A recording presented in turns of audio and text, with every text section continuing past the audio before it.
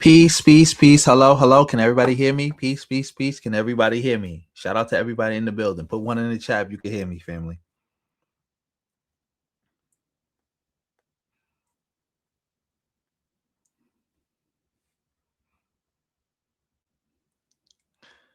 Put one in the chat if you can hear me.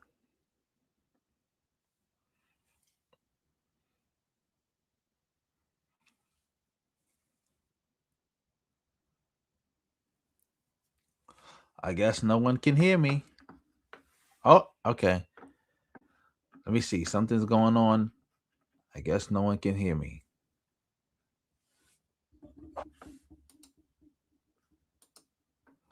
Oh, so I don't got no ones. That means, all right, let me see. Something's going on with the phone. I mean, with the computer. Now I got to figure out what is going on. Because I'm saying press one if you can hear me, and nobody's pressing one. So.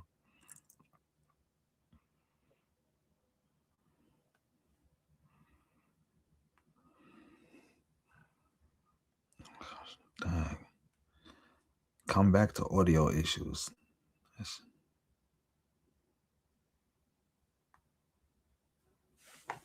Oh, okay. So now I'm seeing one. So I guess people can hear me now. Shout out to everybody in the building. I see everybody can hear me now. Salute, salute, salute, salute. Shout out to the visionary. Shout out to LB. Shout out to Julius. Yeah, I heard about the brother Jason. I wanted to cover that too. I wanted to find something, a good video, so I could cover that. Yeah, it's a tragedy. That's I will say his situation is one of the things I said about FBA that is like a kind of a good thing, that FBA is helping to toughen a lot of people up. Because a lot of people, when they start facing racism, they just go to pieces. And it's like that's the only thing that's good about FBA is that a lot of black people like around the country, around the world who never really experienced white supremacy before, they experiencing it via FBA. So they already building up a tolerance and they already know how to approach it and how to handle it. Because it's like the white supremacists got them out of here. It's a shame.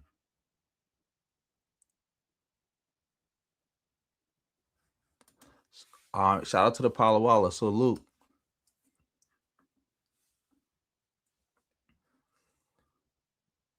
Oh, dang. Shout out to Keith Johnson in the building. What's up? What's up? What's up? Yeah, I'm gonna get started right now. Shout out to everybody in the building. As y'all know, I've been gone for a couple of days. I've been handling stuff. I'm probably gonna be gone a little bit longer too. So, maybe Saturday, I'll probably disappear again because I got some other stuff to do. But I want to just use this stream to cover all my bases because it was some things I needed to cover that people will ask me to cover that I should have covered, but I didn't get a chance because again, I was doing something, had family issues, so I wasn't doing any streams. So I'm gonna do them all today. Shout out to East Coast Kev. I was thinking about you, bro. I was gonna start the stream off with you. You said it's heartbreaking watching. Yes, it's heartbreaking because you seeing a bunch of people spew all this hate and bigotry against their own people, and for nothing. A lot of these bozos really think that they doing this and it's gonna get them something like reparations or something like that, and it's not. They're not getting anything. They're not getting anything. And then a year or two from now, they're gonna try to act like this never happened. They're gonna try to act like all this stuff never happened. Shout out to Benevolent in the building.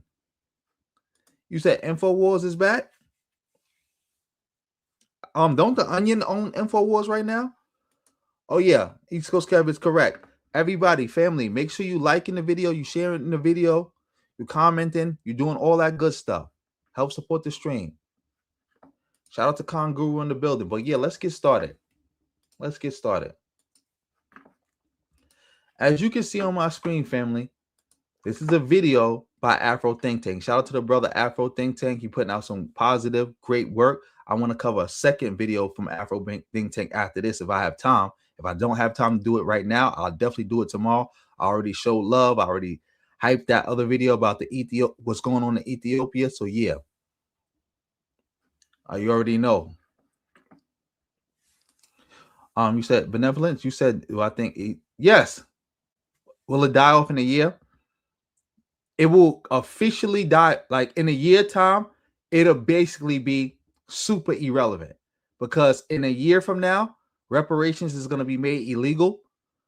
So within a year from now, reparations will be made illegal. So a lot of the FBA bozos are going to jump off that FBA train. They're going to look for something else to claim to try to see if they can finesse money. Yeah. Of course, Chief, they will all be held accountable. They will all be held accountable. Like they're not going to be able to, because see, the other times when they was joining these other groups and these other identities, they was able to like duck the accountability because it wasn't really that deep. Like, all right, you used to be a Hebrew Israelite, now you are more, now you a 5%er. Like it didn't mean anything. And for the most part, it didn't mean anything. That's your choice, it's your life. But all this hate that they putting out there against their own people, all this working with the Republicans and MAGA and white nationalists and stuff, yeah, they're going to be definitely held accountable for this.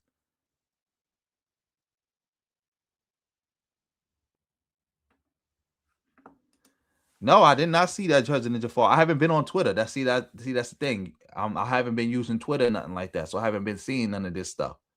But yeah, let's get into this. Oh, shout out to East Coast Kev for coming through with the 5 for setting it off. Family, make sure you supporting the stream any way you can. PayPal, Cash App, Venmo. Super thanks, super chat, super sticker. You know the gifts. Hit that join button. Get your own membership. Gift for membership. All of it. Much appreciated. But yeah, let me see.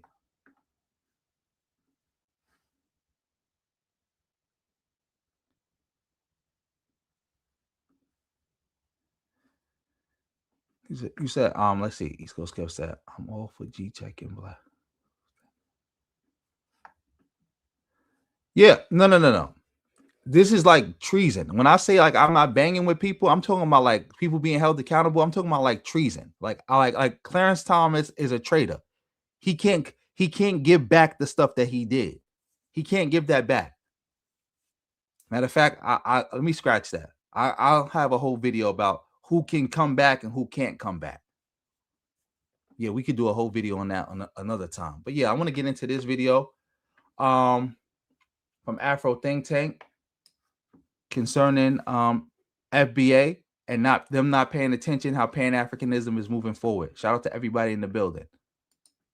What's going on, everybody? This Afro Think Tank.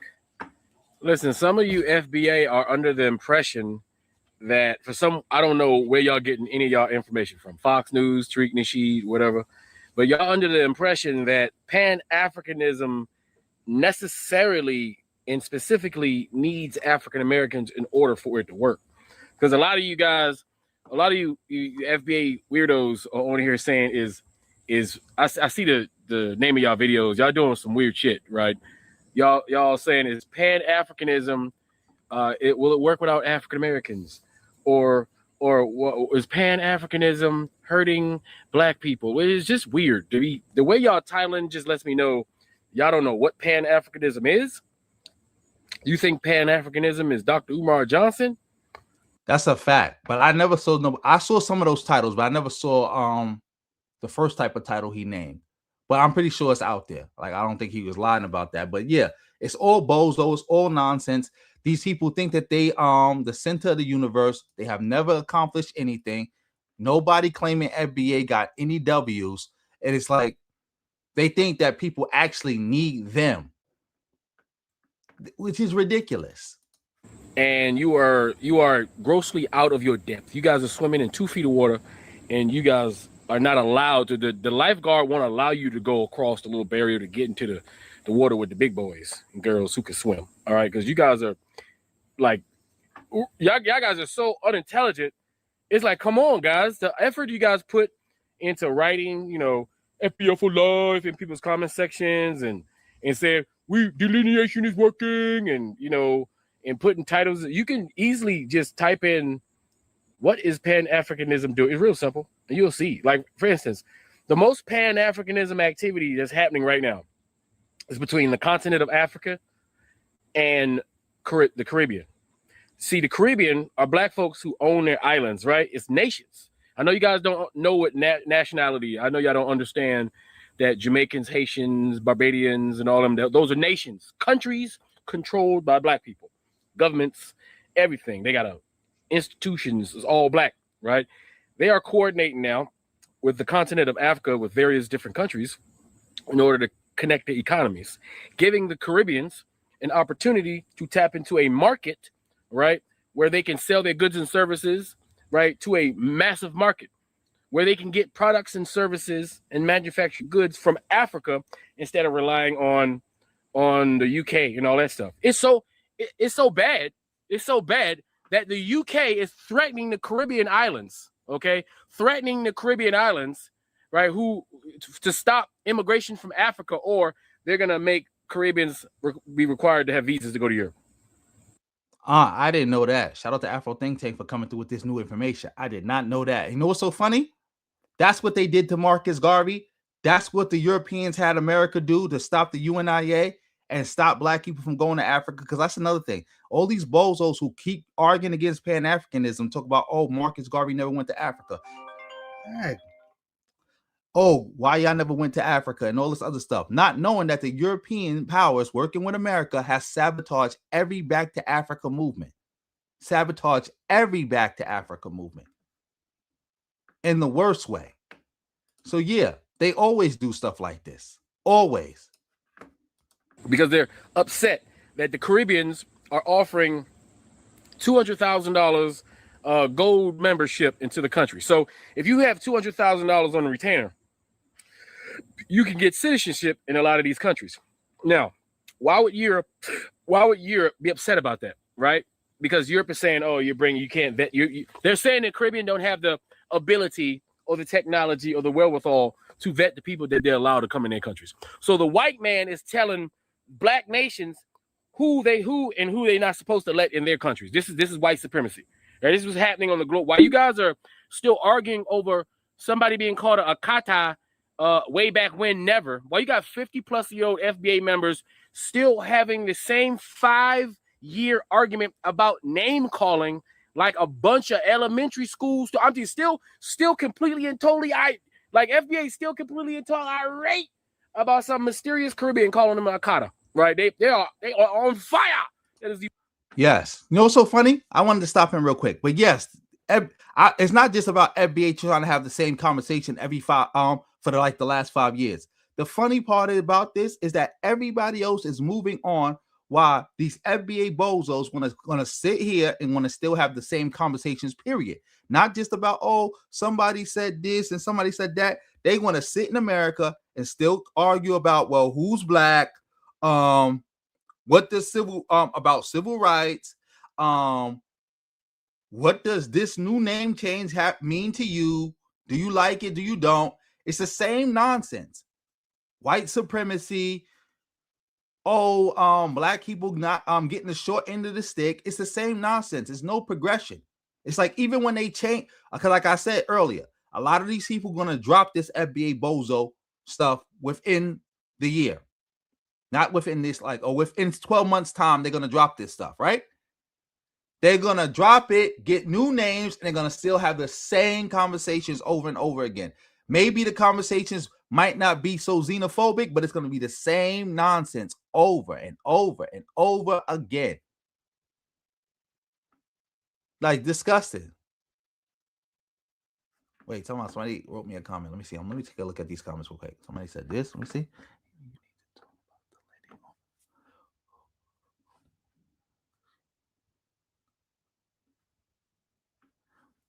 I think I know who you're talking about. I think I already talked about her before. Yeah, and she's a lesbian. Another one that I tell you, the FBA hate cult is just an LGBTQ organization made up of a bunch of LGBTQ people who hate Africans because the African stance to the LGBTQ lifestyle. I kid you not. Because remember, I always speculated that what drove Yvette Carnell to even go down this road was how she was being treated in Africa because of her LGBT lifestyle. For all you don't know, Yvette Carnell has been to Africa. I think she's been twice to Liberia.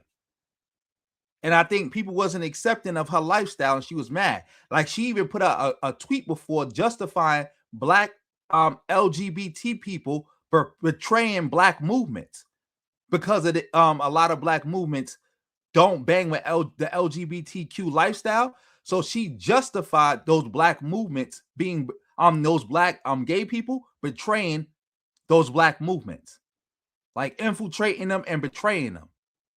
She did that. Matter of fact, let me see if I can find that.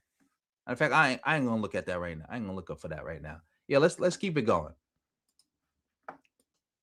Let's keep it going. The worst thing that's ever happened to them is somebody calling them a kata, which they've never been called, by the way.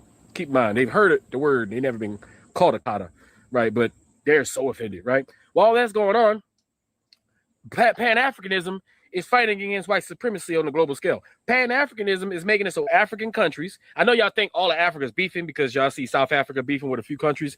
There are 54 countries in Africa. Not all of them are beefing. As a matter of fact, a lot of African countries are eliminating visas so that Africans can travel and do commerce between each country more smoothly. That's called Pan-Africanism, right? You got all the African billionaires and all the Caribbean billionaires getting together trying to figure out how they're going to operate new airport lines from the Caribbean to Africa, right? You got Caribbeans, you got millionaires, Caribbeans going to Africa establishing businesses, right? You got African Americans. Now, we African Americans, we operate in Africa as individuals because we are not a nation. We are a nation within a nation. We are African Americans. We're part of the American nation. But currently, the American nation, which is ran by white supremacies, has a hostile foreign policy towards Africa because white people have a hostile policy towards Africa, just like all Western white nations have hostile policies towards black nations, which you FBA don't seem to understand. That's why I don't understand why y'all make fun of Caribbean nations for lacking in development when it's America, you know, the imperialistic white supremacist system that creates the environment to cause these countries to be lacking in development. And the funny part is too, not only does white supremacy cause those countries to be lacking in development, they cause the black community in America to be lacking in development. Like it's the as above, so below. Like this is the funny thing about these FBA bozos. Because I remember before when I used to when I told people don't argue with people of color who come to America and say bad things about black people and say y'all using white supremacy as an excuse, because I said all you got to do is ask them what about their country, and then they'll justify their country not being where it should be by blaming colonization. And I'm like, well, why are you blaming the white man? How long ago did colonization happen? Why are you still talking about it? That was my move to shut that down. Tariq tried to steal my move a little bit because he be watching me. That's why a lot of times I got to keep a lot of my stuff close to the chest because this FBA this IDP, the FBA bozos be watching me and they be trying to steal my stuff. But yeah, that's another thing against the FBA bozos. That's how you could use that to attack them. Shout out to East Coast Kev for the double up.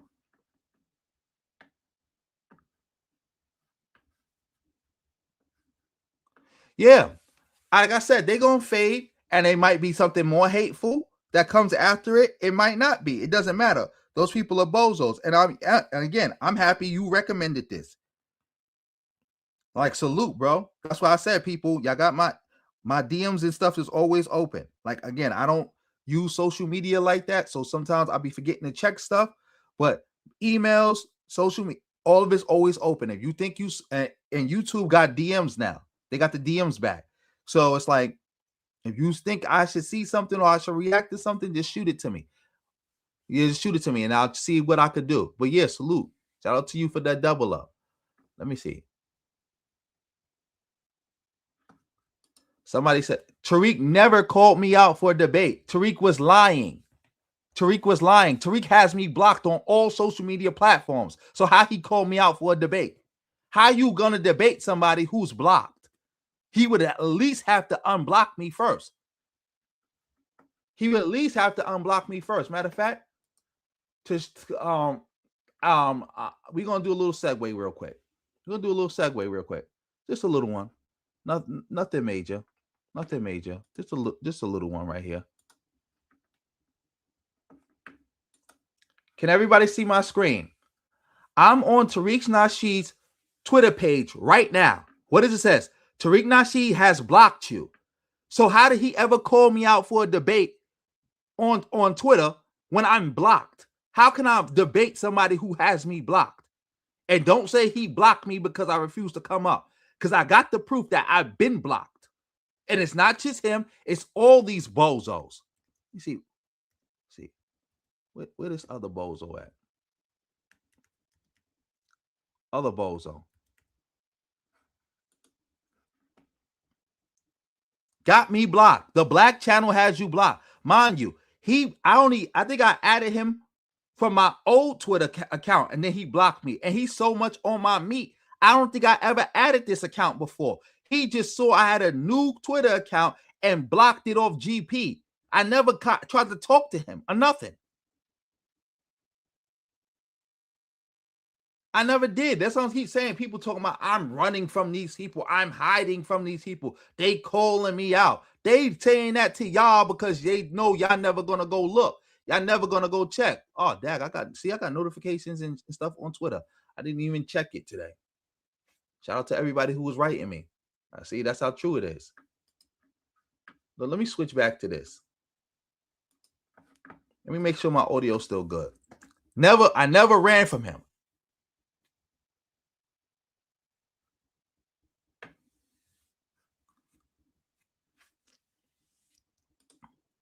Now you saying I tried to talk to him on TikTok. The first time I got a video on my channel of him saying I tried to talk to him. That was on Twitter. Now y'all saying I try to hit him up on TikTok. I never I never even used my TikTok. I created a TikTok. I only used it twice. And both times was to show videos somebody sent me. I never tried to talk to nobody or anything on TikTok. Now y'all saying I tried to talk to him on TikTok. Come on now. Just making stuff up.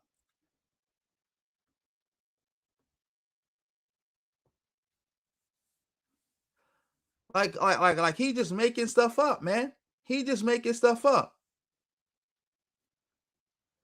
But do you know the episode he called me out on?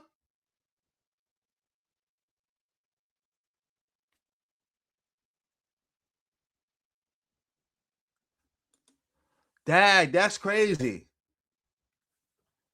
No. I'm not talking about. I was just talking about in general. Because again, I'm not talking about you, bro. Shout out to you for coming through and letting me know that information. But yeah, I'm just talking about in general. Because like I said, I got a video with Tariq is on Twitter claiming that I'm in his space and I'm attacking him. So yeah, I'm not talking about you, bro. Like don't. I'm getting upset and I'm yelling, but I'm not. That's the yelling is not towards you. I'm sorry. Like, just know it's not towards you. It's just towards the frustration of how many times this done happen.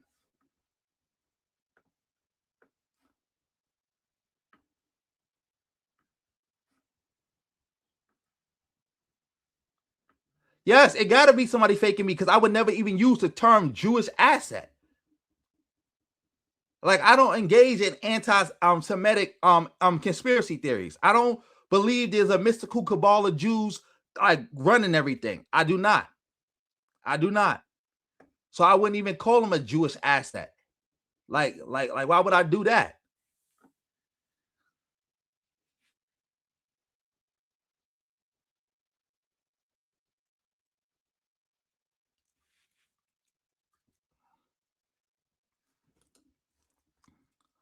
Oh, shout out to what you call it in the building? I said, I almost call you Senorita, Senora, Shout out to you for being in the building. You said he blocked you when you asked him about him throwing the lemonade at the Popeyes worker? I didn't even know about that. This dude got a bunch of weird cases. We got to do a whole show just about Jason Black and all his weird cases. Shout out to East Coast Cat for the triple up. Coming through again with another 5.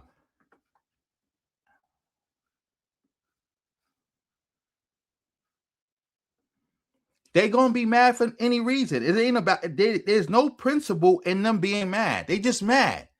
They don't have no principles. They just hate black immigrants. That's it. They just hate anybody with black immigrant ancestry. They hate anybody in the diaspora. If it ain't one thing, it's another. They gonna always keep crying. Thank you. But do you know the episode? Like, because again, I don't use TikTok. So if I was to go on his TikTok right now, would I be able to find the episode where that happened at? Let me know. Let me know. But yeah, let's get back to Afro Think Tank. Let's get back to Afro Think Tank. Shout out to everybody in the building. Since you guys don't know what you're talking about, y'all just run your mouths like little white supremacist pets and shit, right?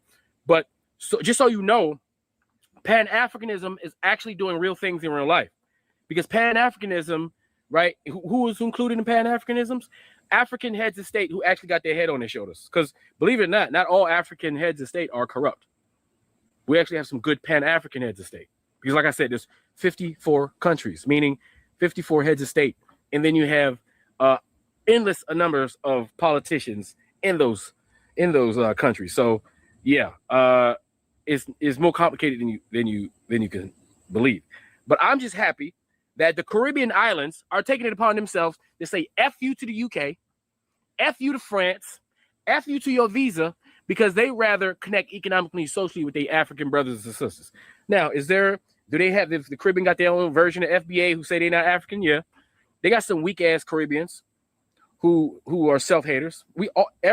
No, I gotta disagree with that. They don't got their own version of FBA. They do got people who say they're not African, but it's not the same thing as how FBA doing it. But yeah, and it's not a group. It's just like when, well, like if you watch the movie School Days, the way the dude was like, I'm not African. I'm not African. They mean it like that. They don't mean it like the way FBA does. Like for all you who don't know, if you ain't never seen School Days, they mean it like that. I would show the clip, but I don't know if it'll mess up the stream. But yeah, let's keep it going. Go watch School Days if you haven't watched it. Go watch School Days. Race have weak members of their community. Every single race. So Africans are no different. We got weak members, right? Weak Caribbeans who are Afropeans. We got continental Africans who are Afropeans. We got coon-ass African Americans who are Afropeans, right? These are African people who rather utilize the institutions of whiteness and capitulate to whiteness in order to get those white butter biscuits to get validated by whiteness, because they view whiteness as the standard for everything. They're brainwashed, right? There's a lot of them, right? But for all you FBA who are clearly unaware, right, of anything outside of your top picks for March Madness, outside of your NFL draft picks, outside of what's going on the Real Housewives of Potomac in Atlanta, outside of what your favorite goddamn YouTube gossipers talking about, y'all don't know shit. But then y'all come online because it's popular to, have a podcast and speak your mind and then go with the trend of what he said or what she said and act like you said, right? Bunch of mindless drones on the internet talking shit about things they don't know about, right? But just know, Pan-Africanism is at its height of momentum right now. That's why Pan-Africanism is being attacked. That's why white supremacy has released the Kraken, has released all the snakes in the grass. That's why Tariq Nasheed is on his mission to destabilize black people and to isolate black people. He's getting paid. That's why you got all the black grifters. That's why you got the fake nanas. That's why you got them out here on the other side causing division on one side. You got your nanas, your Tariq Nasheeds. You got all your little division. Everybody's all white supremacists pet. Does anybody know the video I could watch with that made Afro Think Tank fall out with Nana or started they beef? I need to see that video. Family. Are in their place doing their part to slow down the progress of Pan-Africanism, because Pan-Africanism is having an effect. Pan-Africanism have major effects because African countries, slowly but surely, as they get politicians that are more up to date on how things supposed to work politically on the global stage, start making their moves, right? White people are on the back foot. We are gaining leverage. African countries are gaining leverage. You think all of a sudden you think Ebola just showed up out of nowhere? You don't think white people have been sabotaging Africa by implementing Ebola, viruses in Africa? You don't think they do that? We know they do that. They did it with smallpox. They did it with chickenpox. They did it with AIDS. That's what they do. Because white people are not playing. You guys are playing. All y'all fake FBA, y'all playing revolutionary. Y'all playing pretend. Y'all playing like y'all care. Y'all playing like y'all upset, right? But you see, Pan-Africans, we not playing because we understand that our enemy's not playing. Y'all on the internet playing games and joking, while Pan-Africans are in the real world making real decisions that will, reflect and will affect your children. Exactly. I'm not playing either because I understand who I'm dealing with. I'm dealing with people who hate black people so much that they would rather crash out their own standard of living, sabotage themselves, than to see black people get a crumb. So yeah, I'm not playing with you. Like, yeah, they've been playing a lot, and it's like, yeah, you can't be playing.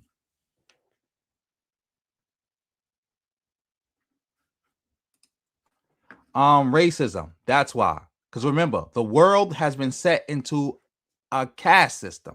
It's not. That's why when people talk about, oh, how come if racism is real, how come Asian countries are doing this, but Africa's not doing that?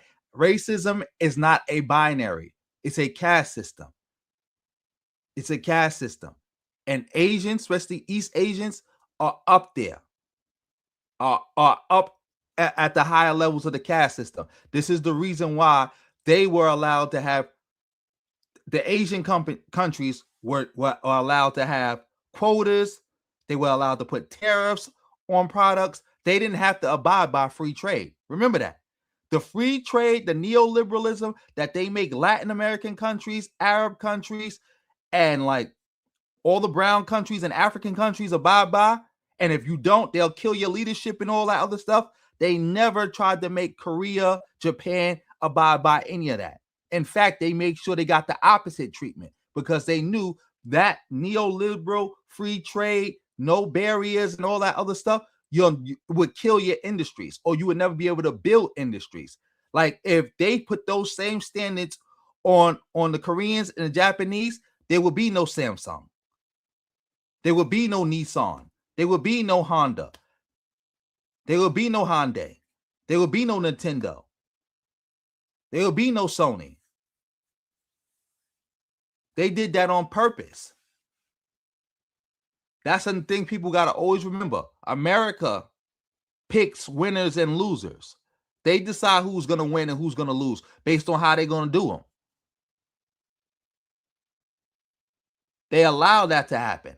It's a reason why they allowed the Saudi royal family to control their oil in a way that they overthrew Mossadegh in Iran when he tried to control the oil. Yeah, some people will say, well, that's not a one-to-one comparison, but yeah, it's close enough. No such thing as a one-to-one comparison. It's close enough. That's why. Like, that's why they pick winners and losers. Oh, shout out to SI for coming through with the 5. Much appreciated, beloved.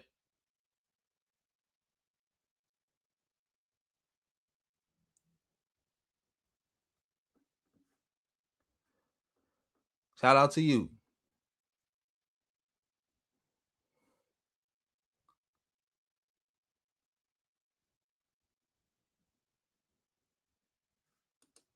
I told you why they don't get targeted like you. Racism. And racism is a caste system. Like I said, you're lower on the caste. Like if you're Mexican, you're higher on the caste than me, but you're lower on the caste than the Asians. That's just how that works. Shout out to you. Shout out to everybody in the building. Make sure y'all getting them likes up. Make sure y'all get them likes up. Yeah, let's keep this going.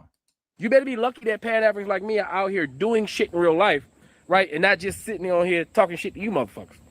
All right. Even though people like myself do find time to talk shit to you motherfuckers, because like I say, you can't let the rat infesting, you can't ignore the rat infesting. You can't ignore the roach infestation, which FBA is. In a roach infestation, you can't hit the lights and say, oh, and pretend like it's not there. If you pretend like the roaches are not there, they're just going to multiply. So it's up to people like myself who got all the time in the world to continue to talk shit, belittle, and embarrass FBA and remind everybody that FBA doesn't represent African Americans while upholding and uplifting Pan Africanism and doing real Pan African action outside of this YouTube like I'm doing. That's why I can say the shit I'm saying, because I walk the walk. Since I walk the walk, anybody can say nothing about me. You know? So yeah, just so you guys know, Pan Africanism in the real world are making moves, taking position, right? Taking more spots on the monopoly board, right? Putting up hotels and shit. Like we taking the board, all right? We taking all the utilities and all that shit. That's what Pan Africanism is doing. This is a generational war, meaning you won't see all the results within your lifetime. Our children will receive the results of the actions that we take. And you see, Pan Africans and smart individuals who know this, we understand that we are in the battle, and we're not necessarily going to get to see the benefits of that battle. We're not necessarily going to see the promised land or the promised times that we currently fight for. But because we're not selfish and we actually care about our children, right? And we deal with real life, and we don't spend all our time trying to, entertain ourselves or be distracted from the real world, right? We know these things. But you people, you FBA, you guys live 5 minutes to 5 minutes. You guys live mindless entertainment. Not even 5 minutes to 5 minutes. They live TikTok short to TikTok short. They live short to short. 5 minutes is too long. Oh, of course that's what they're gonna do. FBA not about letting you get your point across. They're gonna mute you, they're gonna talk, they're gonna belittle you, they're gonna curse you out, they're gonna try to roast you, they're gonna do all those things. Shout out to everybody in the building. Make sure y'all hitting the like button. Also, family member, in the pinned comment, we got the Cash App, the Venmo, and the PayPal. You can hit that up too if you want to. And just let me know in the little note whether you want to be shouted out or not, whether you want me to read your comment or not. Just let me know. Is this your king? I'm the king. Next question. Let's keep it going.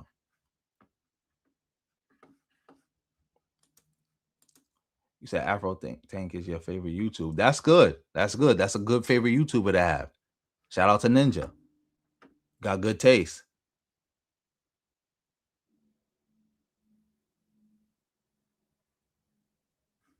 You said, will the caste system ever be crumbled?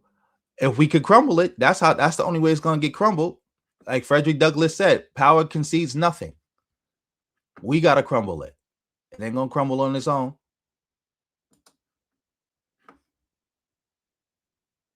Shout out to everybody in the building. You said they've been calling you an African booty catcher all week. Of course. What else they going to do? What else FBA going to do? What else is FBA going to do?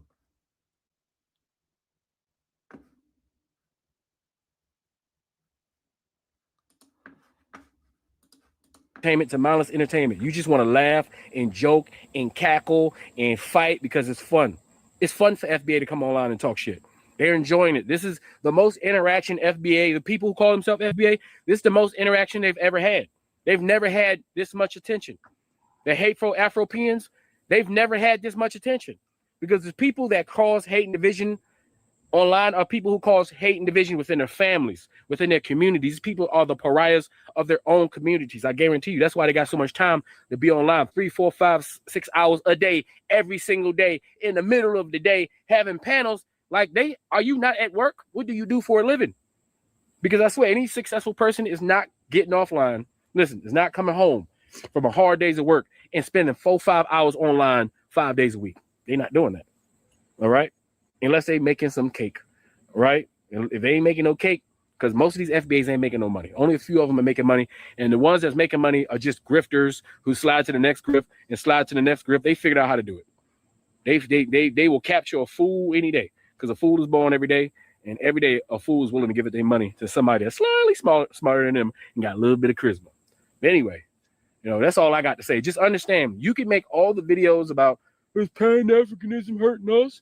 Pan-Africanism versus, you can say the word Pan-Africanism and you can have a circle jerk with all your weakling FBA do nothing Negroes, and y'all can talk about Pan-Africanism all you want, because most time y'all don't know what y'all talking about. But while y'all doing that, actual Pan-Africans are actually doing things to improve the black community, and we're actually fighting for reparations on a global scale against those who actually owe us the actual reparations. So, yeah, that's all I want to say. You guys tell me what you think in the comment section. It's Afro Think Tank. Learn something, teach something. I'm out. Shout out to Afro Think Tank. Yeah, like I said, bro, always teaching. That's why I said Ninja said this was their favorite channel, and I say, you know what? I'm jacking that. That makes sense. Oh, somebody just hit me on the Cash App. Salute to whoever just hit me on the Cash App. Again, you didn't send a note or nothing for that. So I take it. Just let me know if you want a shout out. Put yourself in the comment if you want a shout out. Put yourself in the comment if you want a shout out. Shout out to you for the Cash App. Much appreciated. Much appreciated for the Cash App. Because you wrote, let me see. It says forgive. I don't know what forgive means, but shout out to you for that. Thank you for the 5. Much appreciated. Yeah. Shout out to everybody in the building. We got to move on. Let's move on to this. This is something I saw. This is something that that wasn't requested, because like I said, I'm doing a bunch of stuff that was requested to get to do it today, but I got to do this. Tariq did a whole video about somebody talking about the word Yoruba was trademark. Let's get into this. Let's see if this is real. Shout out to everybody in the building. You have to be to turn a whole cultural identity, a whole ethnicity, a whole tribe. You trademark the name Yoruba, something that belongs to African people, and you turn it into commercial property. Like I don't understand where this disrespect is coming from. First, it was Patrick Tal with the whole transitional blush nonsense and the thing he did with Painted by S, the thing he did to Painted by S, and now it's Shake and Go. A whole Asian hair company decided that they thought it was okay to disrespect Africans and trademark the name Yoruba for what? Even I've never seen an African be bold enough to trademark the name Yoruba, but an Asian company. Hold on, Your Highness. I think she got that wrong. I think this is a situation, the same thing like when we had with Juve. Remember when Michael B. Jordan was like basically like a part of this liquor company called Juve, and everybody got upset because they thought they trademarked Juve, not understanding that they didn't trademark Juve as in they own it. They trademarked it as a name of like their liquor company. For like the same way Amazon, the company, does not own the word Amazon. You don't have to ask their permission to use the word Amazon. They cannot stop you from using Amazon. They don't own it. They just trademarked it for the purpose of their company and their little situation going on. But otherwise than that, they don't own Amazon. Just like that liquor company didn't own Juve. And I'm pretty sure it's the same thing going on with this company right here. They don't own Yoruba. But Tariq is going to look at this. I didn't watch this video, but I'm pretty sure he's going to argue. See, that's why I trademark FBA, family. So companies can't come and do this. This is why I trademark the term FBA. So we don't got to worry about stuff like this happening. I know it. But shout out to everybody in the building. Make sure y'all hitting that like button. Ninja, that was you who sent the 5? Much appreciated for the 5, bro. Much appreciated. Everybody, make sure y'all shouting out everybody who's supporting the stream, man. Make sure y'all shouting out everybody who coming through supporting the stream. East Coast Kev was coming through showing love. Now we got Ninja showing love. Show some love. Y'all. Your Highness, hop on, Your Highness. Let me get Your Highness in a minute. Preem team, hop on, please. Preem? Yeah, I'm here. What's up, Preem? How are you, brother? I'm good. What's going on with you? Not much. I just wanted to I had a question. Go ahead, brother.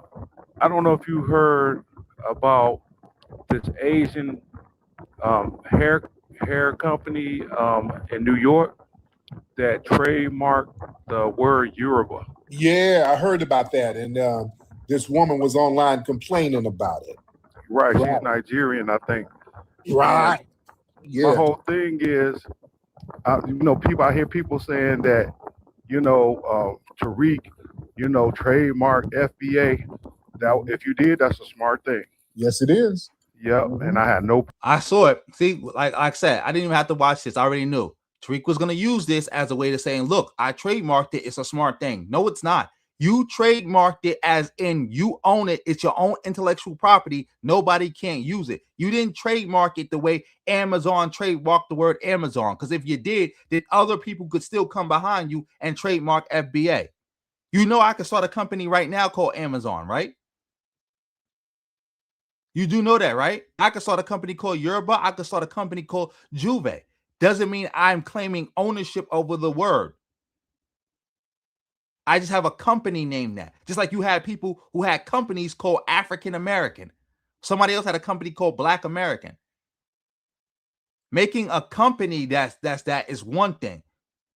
But trademarking the phrase as in, oh, this is, because again, you put the disclaimer up saying that FBA is your own intellectual property. You did that. You did that. And it would have been no need to do that if it was actually a quote unquote lineage. It was actually an ethnicity. The same way with African American. Jesse Jackson or nobody else has trademarked to own African American when now you got to ask their permission to use it.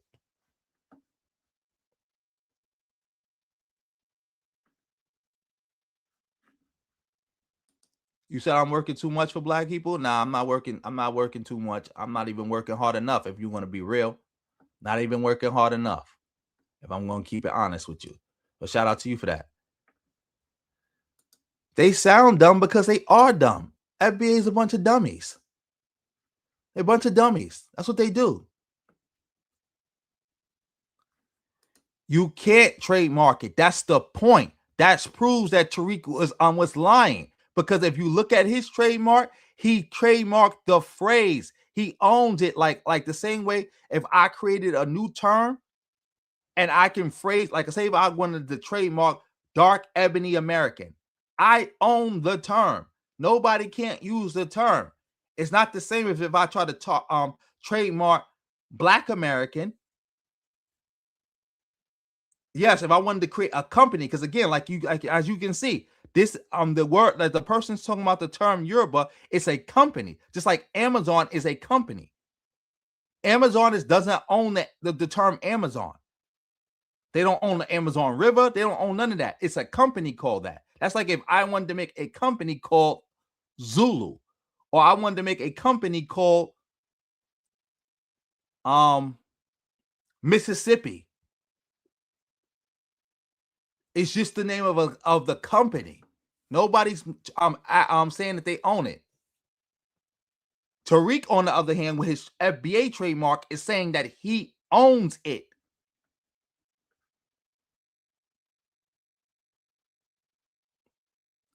Exactly, Xavier. Exactly. What's up? What's up? Everybody, make sure y'all hitting the like button. Make sure y'all getting them likes up. Shout out to Romario in the building. You said the internet is acting up. Oh, you signing off? All right, so salute. Maybe you catch the playback. Salute. But yeah, let's keep it going. Problem with it. You know, I ain't really want nothing. I'm listening to you. I'm here with you. And my whole thing is, man, I just want to know what you think about that whole situation. Yes, indeed. Thank you so much. Shout out to Dr. Carpy. I'm about to say crappy. I'm so sorry. Carpy in the building. Shout out to you. Let's see. Yes, I'm happy he's giving you hope. That's what we got to do. Keep hope alive. Keep hope alive. Keep hope alive.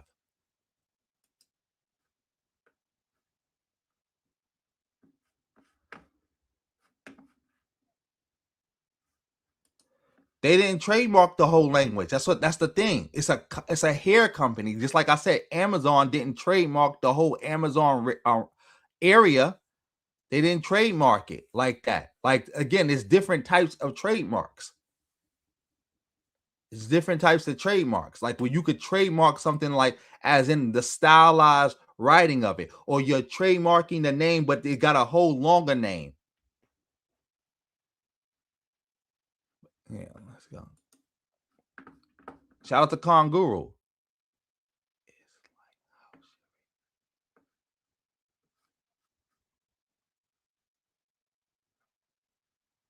Yes. Shout out to Konguru. I think it's exactly like this.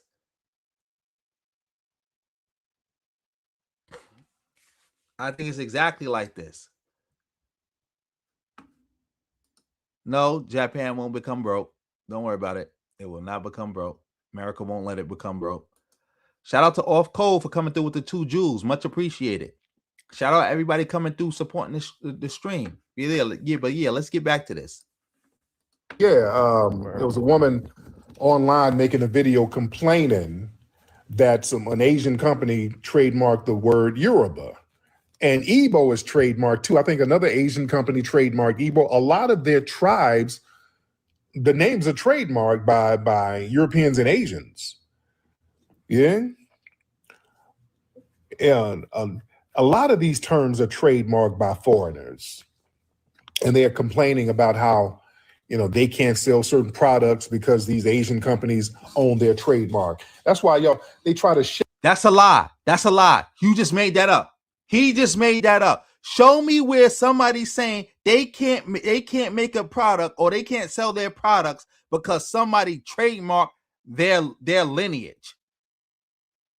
Show me the Africans complaining about that. That lady did not say that nowhere near in the video. You just made that up. You just made that up.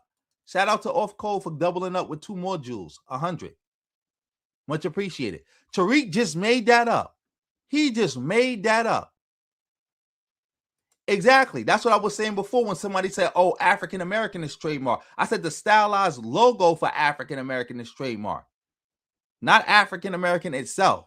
Not the term. Can't make this up, man. Lying. Shame us. No, we were smart enough to not let that happen. We stopped that. Yeah, we weren't going to let folks just get our name. Yeah, that's called being smart, ladies and gentlemen. Yeah, y'all not going to shame us. Or you trademark FBA. You goddamn right I did. So what? Some foreigners could do it. It's going to get trademarked anyway, and then I ain't going to let you do it. No, y'all just mad because we were smart enough not to get finessed like y'all did. Hell, you damn right we trademarked it and protected it. So Tethers try to use that as a discrediting. No. That shows we're smart. We should have trademarked Juneteenth because I think Walmart or one of them trademarked that. And they put all types of extra. Oh my goodness. Walmart did not trademark. See, you can't even keep your lies together. Walmart did not trademark Juneteenth. Walmart tried to use the Juneteenth flag on one of their products, and the dude who owns the Juneteenth, I think it's a trademark or a copyright, whatever he owned on it, stopped them from doing it, which is one of the reasons why Black organizations don't use the Juneteenth flag, by the way. That's not all the reasons, but that's one of the reasons they don't use the Juneteenth flag. You know why? Because the dude owns it. They don't want to use nothing where somebody could just pop up out the clear blue sky and just say, hey, all this stuff y'all doing, take that down. Because remember, he not going to be alive forever. And when he not alive, who does the trademark or copyright go to? And what if that person decides to sell it to somebody? That's going to leave all the Black groups that was using it assed out. That's why they don't use it. Tariq just be saying anything. Just saying anything. Shout out to our McChill's son in the building. Yes, we like this is Pimp Pastor talk. We own the building. You own the building. The people don't own that. You own that. And when you sell it, you're going to pocket all the money. Like you running game.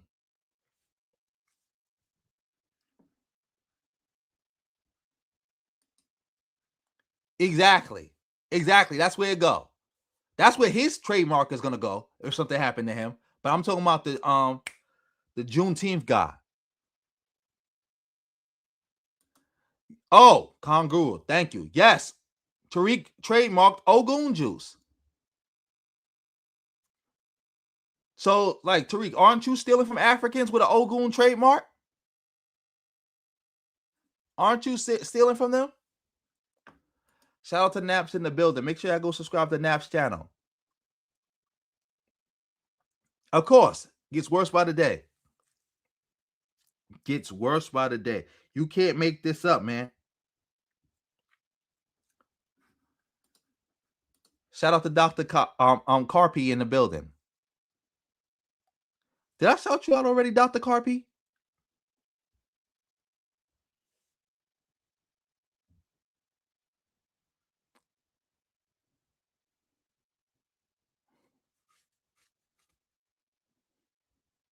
Yeah, man, you crazy. Shout out to Pan African Moore in the building. Yep. Oh, the Ogun Griff. Remember when he said that? Oh, if Amar Arbery had some what is he? What he said? Ogun pepper spray, he would still be alive.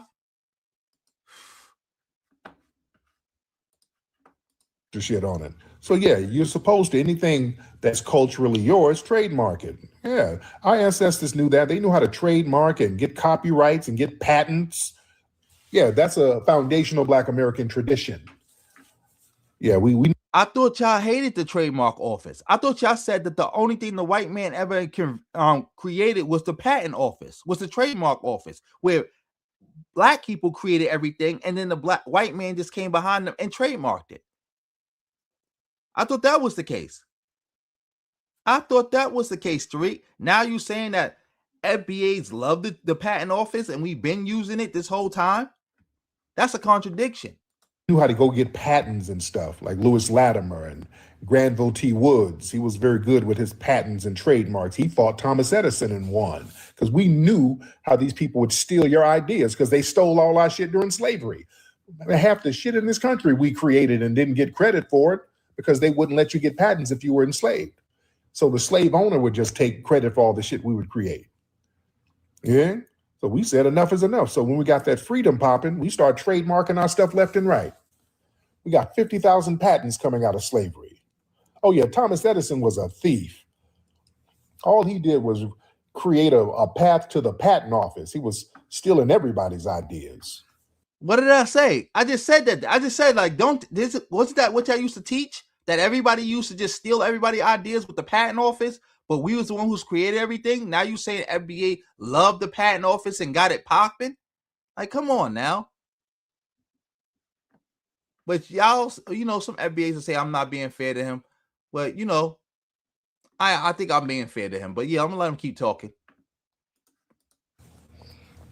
Yeah. Man, so yeah. Oh yeah. We did something that's very, very smart. That's not a shaming Like, come on with the yeah tactic. Yes, we did. And there's other people who got trademarks on the word Foundational Black American because people sell other clothes and all that. lies. And if they do, that's because you let them. And if multiple people can have a trademark on it, that means the trademark ain't protected. That means if a trademark don't protect anything. Because if other people have trademarks of Foundational Black American, because anybody could trademark it, because you know it's just a lineage, what's stopping an Asian from coming through and trademarking it? What's stopping that, Tariq? What's stopping an Asian right now from coming through and trademarking it? What's stopping that? Boy, oh boy, oh boy. Can't make this up. And the tethers like to try to turn that into a scam.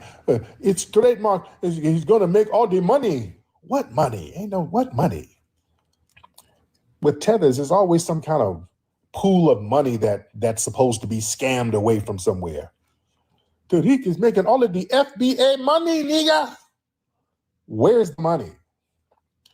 Where's all this damn money y'all keep crying about? Where, if it's out there, I'll get it now. Where the hell is this money?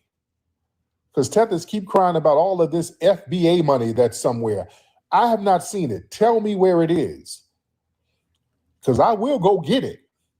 If there's some FBA money that I'm supposed to get, because the tethers keep talking about a pool of FBA money somewhere because I trademark clothes and events, that there's some money somewhere that I'm supposed to be getting. Where is it so I can go get the shit? Wherever it is, I want every dime of it. I don't know where it is. They think this like some magic money tree is going to pop up. I don't know where this money is supposed to be. FBA money. You went on vacation with FBA money, nigga.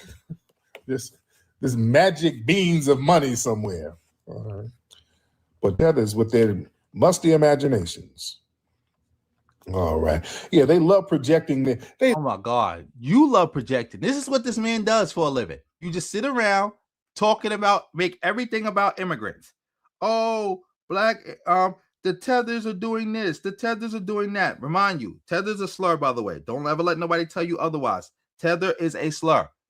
And look what he does. Calling people tethers left and right.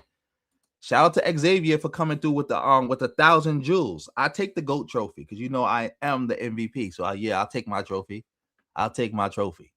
Shout out to you, bro. Make sure y'all saluting everybody coming through supporting the stream, man. Make sure y'all do that.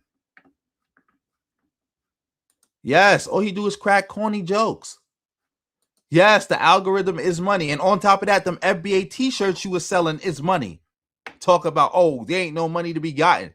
But you surely making money because you just said earlier that, oh, it's trade. All I did was trademark it to sell clothes and stuff. So you ain't making no money selling them clothes, Tariq? You ain't making that money selling no products? Like, come on now. It's them projecting their little scams. They always got some kind of scam going on, and they're projecting their own scams. Man. Oh my goodness. All right, raise your hands. What's up, Thurston? My OG partner Thurston is in here. Thurston, he's over there in Africa. Shout out to my brother Thurston. I know Thurston always has good relationships with the people over there, and I do too. When I go over there, I have a great time. I have a great time over there. All right. Let me see where we are. Raise your hands. Raise your hands, ladies and gentlemen. Raise those hands. All right. I hope the people of Africa know who that dude Thurston is, and they know not to do no business with him. Because anybody who's cool with Tariq and running around claiming FBA and listening to Tariq don't deserve not a penny in Africa. So does anybody know who that person Thurston is? And if you do, and y'all know where he's at in Africa, make sure the people that he's trying to do business with knows what he's doing. That's another thing. If you see any of these FBA bozos trying to sneak their way into Africa or the Caribbean or any place where there's black people at, make sure the black people in that area know the stuff that they be listening to or the stuff that they be saying. Make sure they know, so they know not to do business with them, so they could get on the internet and be crying. Or they got to get on the internet and attack Tariq Nasheed to try to hopefully salvage some deals. Are you family? Let me look in the request queue. All right. But it's good to go. You know, it's very good to go on vacation because ever since I've been back from Japan, dude, man, I've been in such good shape and good health.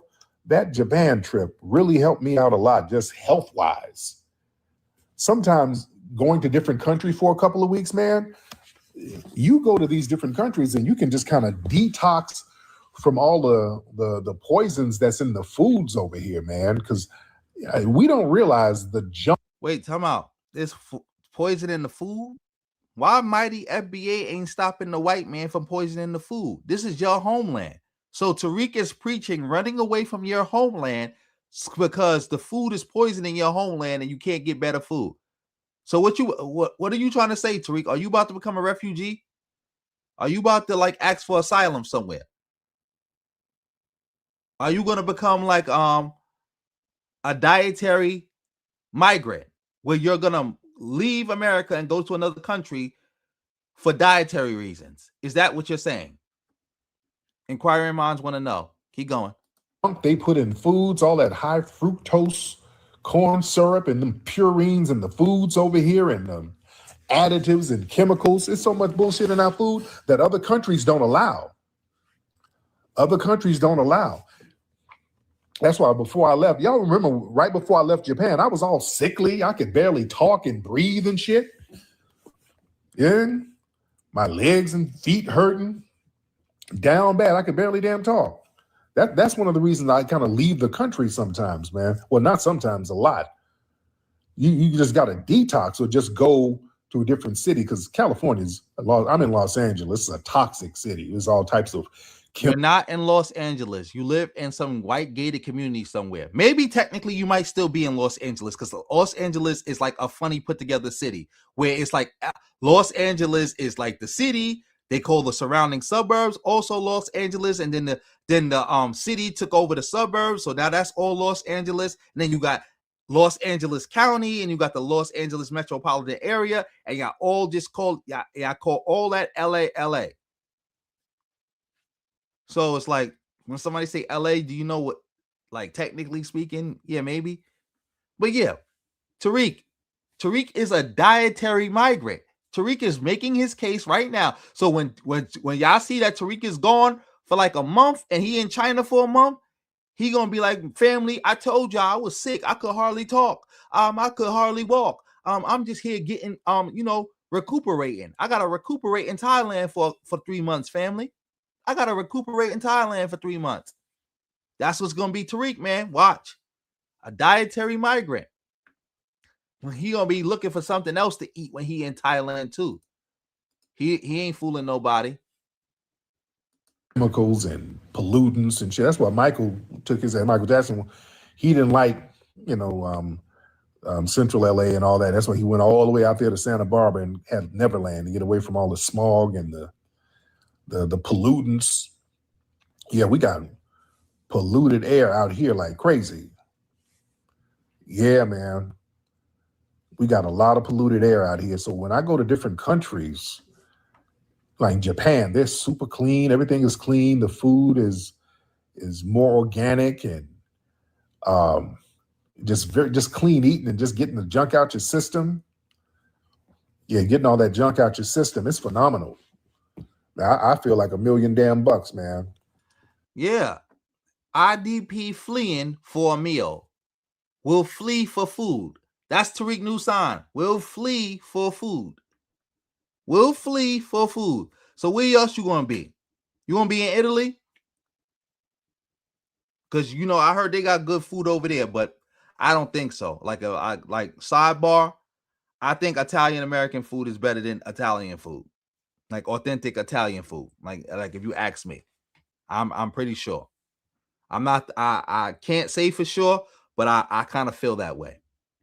I feel like America make a better version of all food that come out of Europe. There's no food in Europe that you could say, well, it was better in Europe than the American version.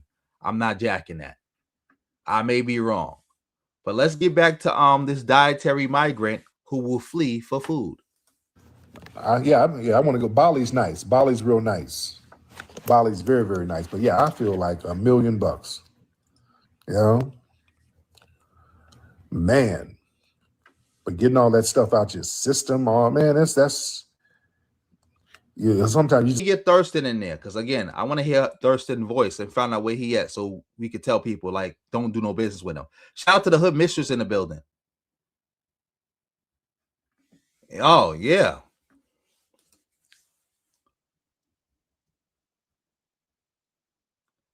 I guess not.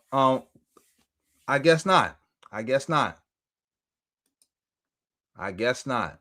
But yeah, let's keep it going. Shout out to the visionary for coming through with the 199. Salute. Fighting data centers. Why would he fight data centers? He's in Japan. He's a dietary migrant. He ain't fighting no data centers. How he gonna get good food fighting the data centers? You ain't just hear him complaining about all the smog and all the bad food and all this other bad like environment, can't breathe and all that other stuff. He ain't fighting no data center. He trying to become a dietary migrant. Exactly. Dietary tether. Yeah, but let's see what this other dude got to say. King Tariq. What's up, Playboy? Man, I'm doing fantastic, man. I'm actually in Ghana. I'm putting together some formulas and I'm sourcing some herbs for a couple of companies.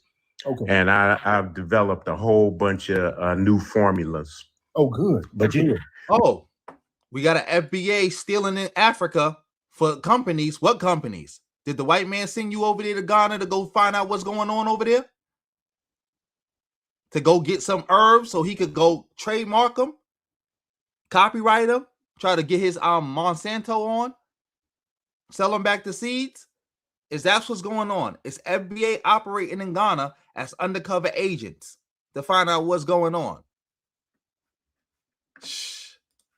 Most of my formulas come from America, though. America, I'm well versed all through. Look what he just said. He had to clear that up. Oh, most of my formulas come from America, though. They come from America. Yeah, you know I'm still keeping it in America. Bozo. About the Americas. Yeah. And hey, if you got problems, breathing, man, hit me with your address and I'll send you some of my lung support. Oh, yes, indeed. I got something phenomenal for the lungs. Okay. Hey, but what I wanted to talk to you. Tariq is not gonna use that stuff. Like I said before about Sarnetta and them, they'll let people come on their platform, promote all this fake health stuff, products that they would never use. Never use. Tariq, you think Tariq would ever use something that one of you FBA bozos claim to have concocted in y'all like bathroom? Out of here. Tariq would never. The day I see Tariq doing that, I know he really far gone. But let's get back to the dietary migrant and possibly this economic vulture. About today is, man, hey man, we the people, we need to set up edible environments. Mm-hmm. I want all of y'all to look up the indigenous edible plants of wherever you at, because that's the answer to a lot of our health problems. We at war on so many levels, like you always say, Tariq, and I'm so proud of the work that you've been doing. Mm-hmm. Ever since we was on Hollywood and Vine, yep, you've been putting in work. You've been putting in work. Let me tell my audience, this is one of the dudes who kind of woke me up, man. This brother, I've been on this guy for what 35 years. This dude would give me books. They were like, yo, read this. This was one of the first cats that was really getting my mind right when I was a kid, man. Real thorough, brother. Go ahead, Thirst. Yeah. I'm not jacking that. Tariq, I only heard you ever reference one book repeatedly, and I think it's called Rise of the Machines or something like that. I do believe you actually read that book, though. I'm not going to hold you. I think you actually read Iceberg Slim's books, and I do think you read that book because you was being paid to promote that book, by the way, too. So I don't know if you actually read that one because I do remember now. That was the book you was being paid to promote, Rise of the Machines or something like that. But yeah, let's keep it going. Yeah, we gotta get control of our food. Yes, especially on our land. If you have any land, if you got a yard, stop letting these gardeners come in and spray Roundup on your shit. Stop letting them poison the land because they already poison us with these chemtrails. Look up the indigenous edible plants and the indigenous medicinal plants like dandelion, burdock, purslane. It's growing everywhere. And y'all cutting it down, and y'all think it's weeds, but that's the food that can heal you. Now, Thursday, you got medicine growing. Now, let me ask you this. A lot of these stores will say they got like natural food or whatever, but there's still chemicals and stuff in some of the natural foods, right? Absolutely, man. They lying about everything. Mm-hmm. Just because they say something is organic, how do we know? What does organic mean? Technically, to them, it means that they haven't sprayed pesticides on it within 5 years. Yeah, but what about next door? Mm-hmm. Yeah. What about next door to your farm and the runoff is running over on your stuff and they spraying over with planes and stuff? Man, we got to get control of our own food. If you got any land, I grew papayas right there at my lady's condo. Wait. FBA don't got control over the land? FBA who tells people that they fled and that they living off of them and that they own everything and so on and so on. They don't got control over the land? They don't got control over the land? I thought FBA was running this. I thought this was their homeland. Wait a minute. So y'all was making fun of other people for not controlling their homeland, but you're not controlling your homeland? Can't make this up. Yes. Shout out to the hood mistress again. Yes. Tomato. They so hungry. That's the fruit that they can eat. Tomatoes.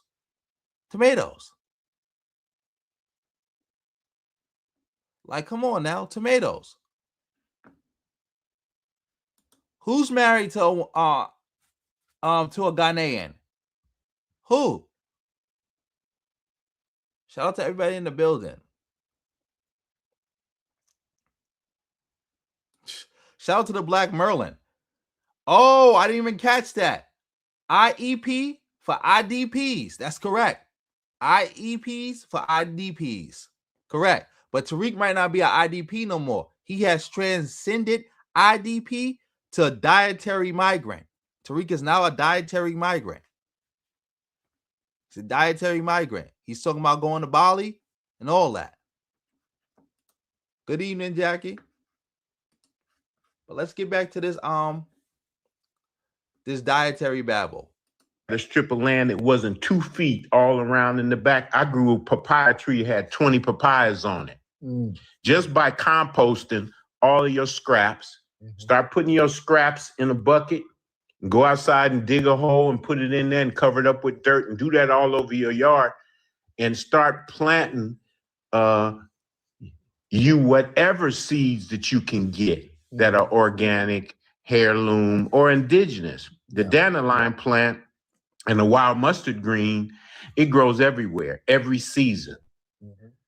So again, look up the indigenous edible plants and the indigenous medicinal plants in your area. Know what them plants are, and all you got to do is go get a flower and throw it over there in the yard, and it's going to be growing. There it is. And start eating it. Do you have a website for some of your stuff that you're selling? Yeah, my formulas are at www.electriccell, nutrition. Electric. This sound like a promo. This was a promo. Tariq, you ain't slick. I know this dude done gave you some money, or he done let you know that, hey, help me sell some of this stuff, Tariq, and you gonna get some money. I'm gonna pay you on the back end.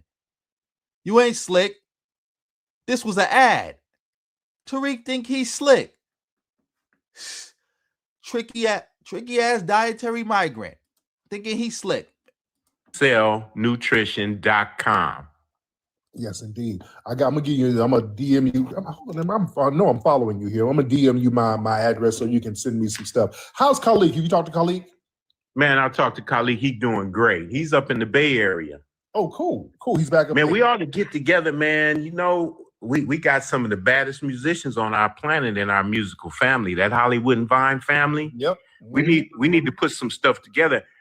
I also been going through my whole catalog, man, and putting it through some of these AI programs and remixing. I'm getting ready to put all of that music that I recorded out. Yeah. Yes. Oh man, Tariq. So now we got FBA AI music. FBA AI music coming soon. Is this gonna be like a remix to What Up Cuz or something like that? Shout out to RS7 in the building. Yes, all Tariq. I'm not gonna say that. I think What Up Cuz was good. What Up Cuz, Pleasure and Passion. Yeah, I think those two songs. I think Tariq was really doing something. I think Mink Slide. Yeah. Tariq. I think Tariq was doing something with those. Oh, the other song. I'm the Original. When he tried to copy Mad Cobra. Yeah, Tariq was doing something with that. Shout out to the visionary for doubling up. Oh, me too. I'd rather I ain't hear Dr. Sabi name in a minute.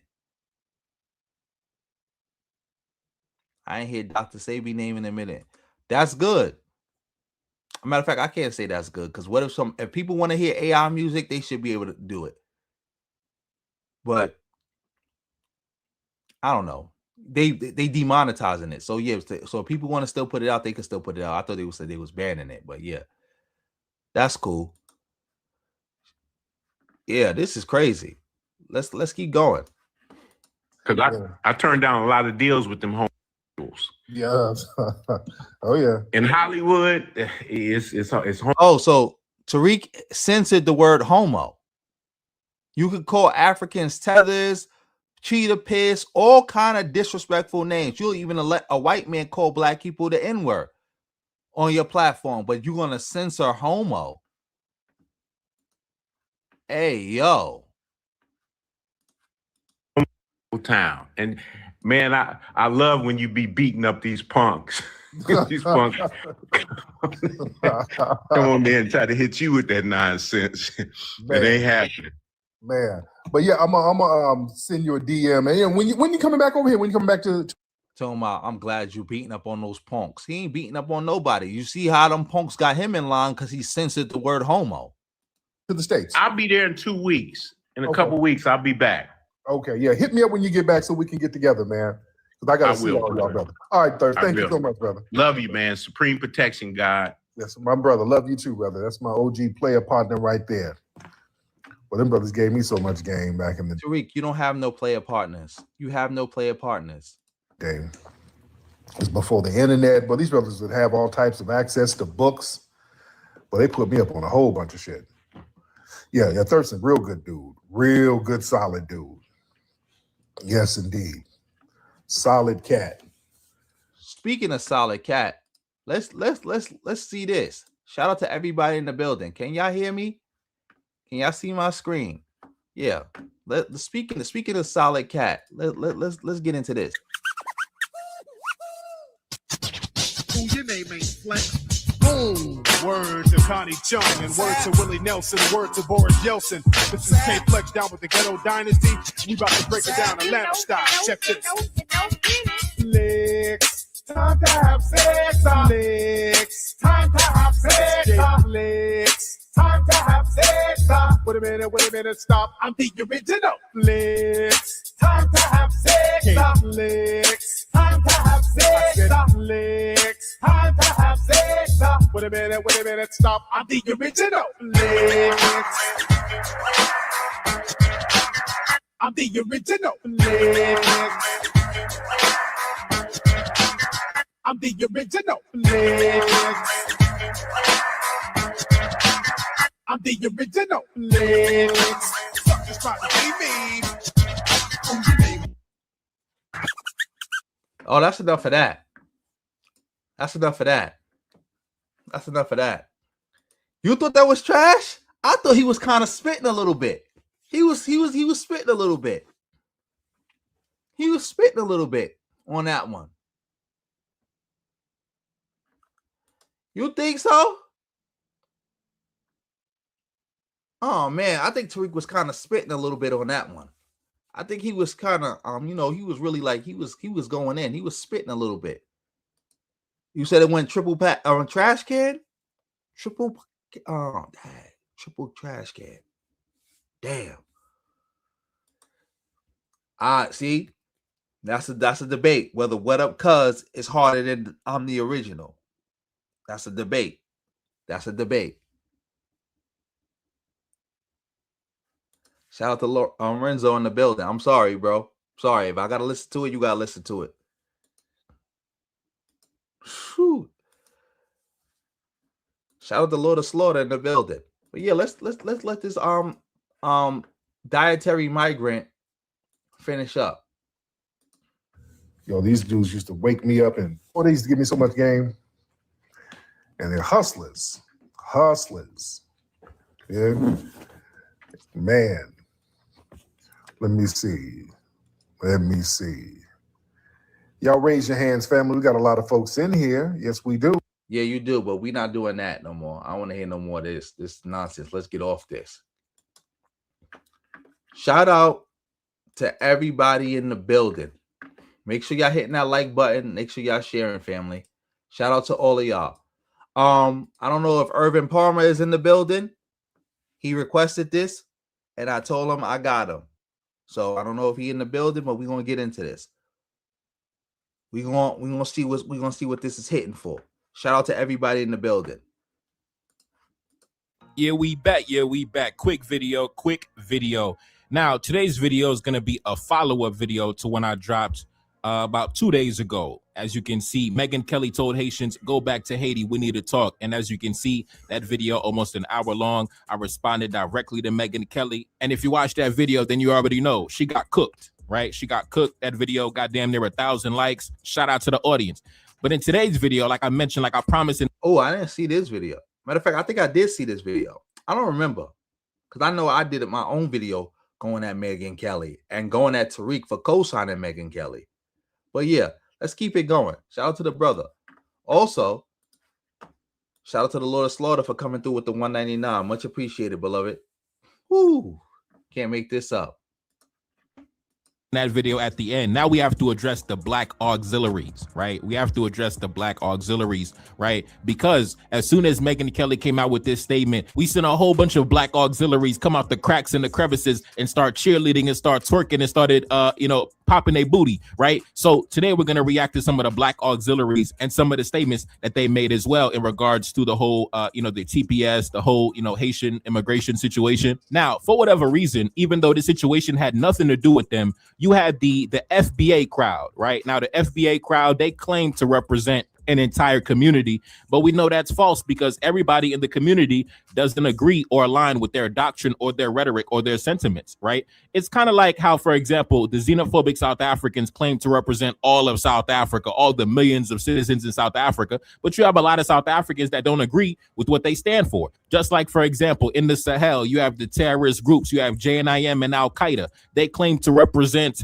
all Muslims around the world. They claim to represent the Fulani community, but we know for a fact every Fulani does not agree with the terrorist groups, right? So we have a lot of these so-called these groups that claim to represent whole entire communities, but they only say that to give themselves legitimacy. But anyway, I'm going to go play that clip one more time from Megyn Kelly, what she said about the Haitians. Then I'm going to go straight into the backup dancers, the black auxiliaries, the booty clappers, the cheerleaders. Then I'm going to jump into their statements. Then I'm going to come back with my commentary. Let's go.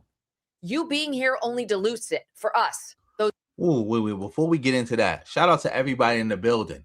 And I like that term, the black auxiliaries. I would even call them the Negro auxiliaries. And I think that's a great term for the FBA bozos. Negro auxiliaries. So white racists, white MAGA. Can't make this up. Yeah, let's get back into this. who built it and live it. And half of you people, more than half, you won't assimilate. We don't want you. We don't care if you. This is the contradictory thing about them. They claim that people who come here won't assimilate, but they also don't want them here. So you don't want people here. You treat them like trash, but then you cry about them refusing to assimilate. You won't let them assimilate because there's plenty of people who want to assimilate and just be American just like everybody else. I know because I'm black. And how long have black people, how many centuries have black people been trying to just be Americans just like everybody else and live? But you won't let that happen. And you treat other groups like that who migrate here the same way, who immigrate here the same way. And then you try to throw that in their face. It's a damn if you do, damn if you don't situation. You're offended. Get out. Go home. Go back to fucking Haiti. So you won't assimilate. They don't speak English. They don't assimilate very well. Let me send this shout out right now, you know what I'm saying, to all of the Haitians out there that was saying it. They was going to celebrate Juneteenth.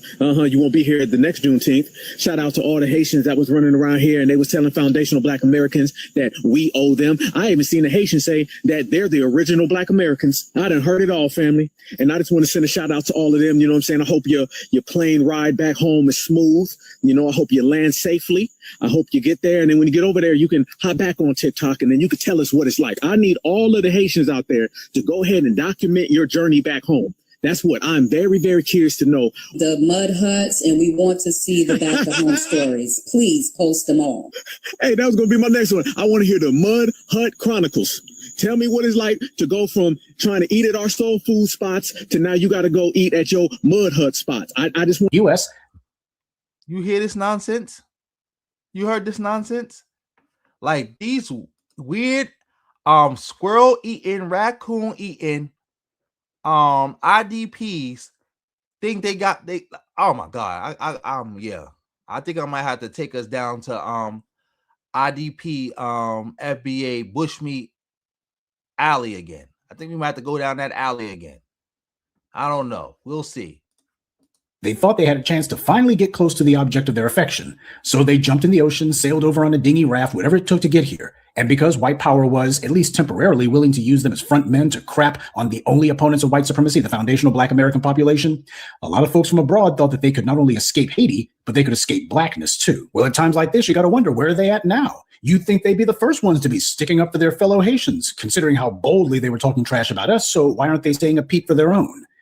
All right, we back. So it's two fallacies. I'm not even going to address the first guy talking about mud huts. You know, I think that on my channel, there has to be a minimum level of intelligence for me to address you or acknowledge you, right? I just want to put that on display to broadcast the ignorance of that collective, right? Just like we broadcast the ignorance of the xenophobic South Africans, just like we broadcast the ignorance of the terrorist bandits in the Sahel, just like we broadcast, you know, various ignorant individuals.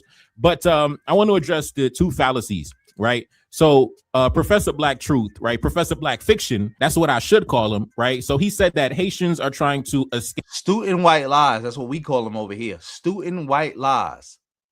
Student white lies.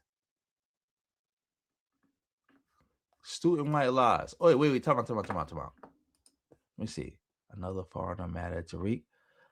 Is this IDP babble? Let me know. I don't know what you mean by that. Hopefully this is not more IDP babble. But yeah, let's keep it going. Blackness, right? But at the same time, Megyn Kelly and the Fox News anchor, he said that we don't assimilate. So that's the thing. The Black auxiliaries claim that we are trying to assimilate, and the white supremacists claim that we are not assimilating at all. So, you know, that's what I'm saying. Y'all got to get y'all story together, right? Get y'all story together, get y'all narrative together, right? Share notes with each other and come to an understanding about what the Haitians are doing, right? Because on one side, they saying that the Haitians are running away from Blackness. And then on the other side, the whites are saying that we don't assimilate. Now, first things first, we could never assimilate into whiteness. We're Haitian people. We could never assimilate. We're the farthest thing on this spectrum. Everything that so-called Western civilization stands for, we represent the exact opposite. So we could never fully assimilate into whatever they got going on, right? We don't have the complexion to assimilate. We don't have the history to assimilate. So that's what I want. I want the Black auxiliaries and the white nationalists to come together and come to an agreement about what the Haitians are doing. Are the Haitians running away from Blackness and trying to assimilate? Or are the Haitians failing to assimilate and staying amongst themselves? Figure out. Oh, see, I did say that. I didn't even watch his video, but I called it out. See, this is what happened. Shout out to the brother, Dessalines. Like, see, this is what happened. Two people could look at the same thing and come to the same conclusion without ever having to talk to each other. See, when you got intelligence, you can see, like, this stuff that they saying is contradictory and doesn't make any sense. And I'm happy he also said that too. Haiti is the furthest thing you can get from white supremacy. It's the furthest thing. The polar opposite is Haiti. Shout out to everybody in the building. Make sure y'all hitting that like button. What we doing, and then, you know, come back and, you know, come with a new argument, come with a new narrative. Another thing he said, right? Professor Black Fiction said that how come the Haitians are not speaking up for their people? Well, like I said, the same day Megyn Kelly dropped that statement, I dropped a video damn near an hour long. But see, the thing with the Black auxiliaries, they have to ignore individuals like me because I crumble all their fictitious narratives, right? They have to ignore everything that guys like me do, and they have to broadcast, they have to cherry pick, they have to pick and choose what they acknowledge in order to drive their narrative, right? The video I did in response to Megyn Kelly, explosive video. Crazy video, you know what I mean? Like, listen, crazy video, man. Classic video, you know, goddamn, there are 1,000 likes, 10,000 views. Like I said, epic video. But according to Professor Black Fiction, how come the Haitians aren't speaking up on behalf of themselves? How come the Haitians are not defending themselves? Listen, I spoke up first day, right? So I don't know what this guy talking about. Oh, they're trying to assimilate. Oh, man, they're trying to assimilate. And then you go to the white person. They don't assimilate. They don't want to assimilate. So like I said, man, I don't know what they got going on. It might be some confusion in the ranks because they're saying two different things. Anyway, let's continue. Oh boy, they're telling them that nope, that's ended. You can start deporting them because temporary means temporary. Deal with it, nigga. Not long. Y'all are not in here deep enough. Y'all don't have no roots in this country. You don't. You have a root back in Haiti, and you shouldn't be ashamed of that. Go back over there. Y'all decided to go into the voting booth to vote for Donald Trump. What you thought? You thought voting for Donald Trump was going to get you a seat at the table? Hell no. Voting for Donald Trump gave him the power to do this shit to you. And we tried to warn you. But y'all come over here with that attitude. Oh, man. Tabitha Speaks. You done fell off, man. You done fell off. You done join the FBA hate cult. You done fell off, man. You done fell off. But yeah, let's keep this going. That y'all are better than us. Y'all come over here looking down on us. And what has that gotten you? That has gotten you with your TPS status revoked. I'm sorry. I really am. I am sorry that this is happening to y'all. This is happening to y'all because from the beginning, y'all chose to side with white supremacy and not with the black people in this country. Once again, this lady says that Haitians are looking for a seat at the table. Once again, contradicting what Megyn Kelly said in the Fox News anchor, what he said. They said we don't assimilate, which means that we don't look for a seat at the table, which means that we prefer to establish our own table. That's exactly why individuals like Megyn Kelly and the white conservatives don't like us, because we don't assimilate. We don't want a seat at their table. And that's exactly why they want us gone, because according to them, we don't assimilate, right? But according to the black auxiliaries, you're looking for a seat at the table and you assimilating and you running away from blackness. So like I said, it's a lot of confusion in the ranks between the white nationalists and the black auxiliaries. It's a lot of confusion, right? I think the leadership needs to do a better job at coordinating the message, right?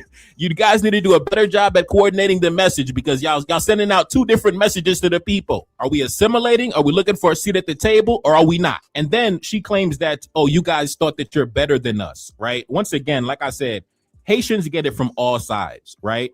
Haitians get it from all sides. So this idea, right, this reverse of victim mentality of, oh, the Haitians came and victimized me and looked down upon me. Listen, I know the stories that I heard from my cousins who grew up in the 80s and the 90s. They wasn't getting no love from the community, right? They wasn't getting no love from the community. Now, luckily for me, I grew up in the 2000s, things like that, came of age in the 2010s. So when I was coming up, Haitians started getting a little more love and respect. But for my... That's correct.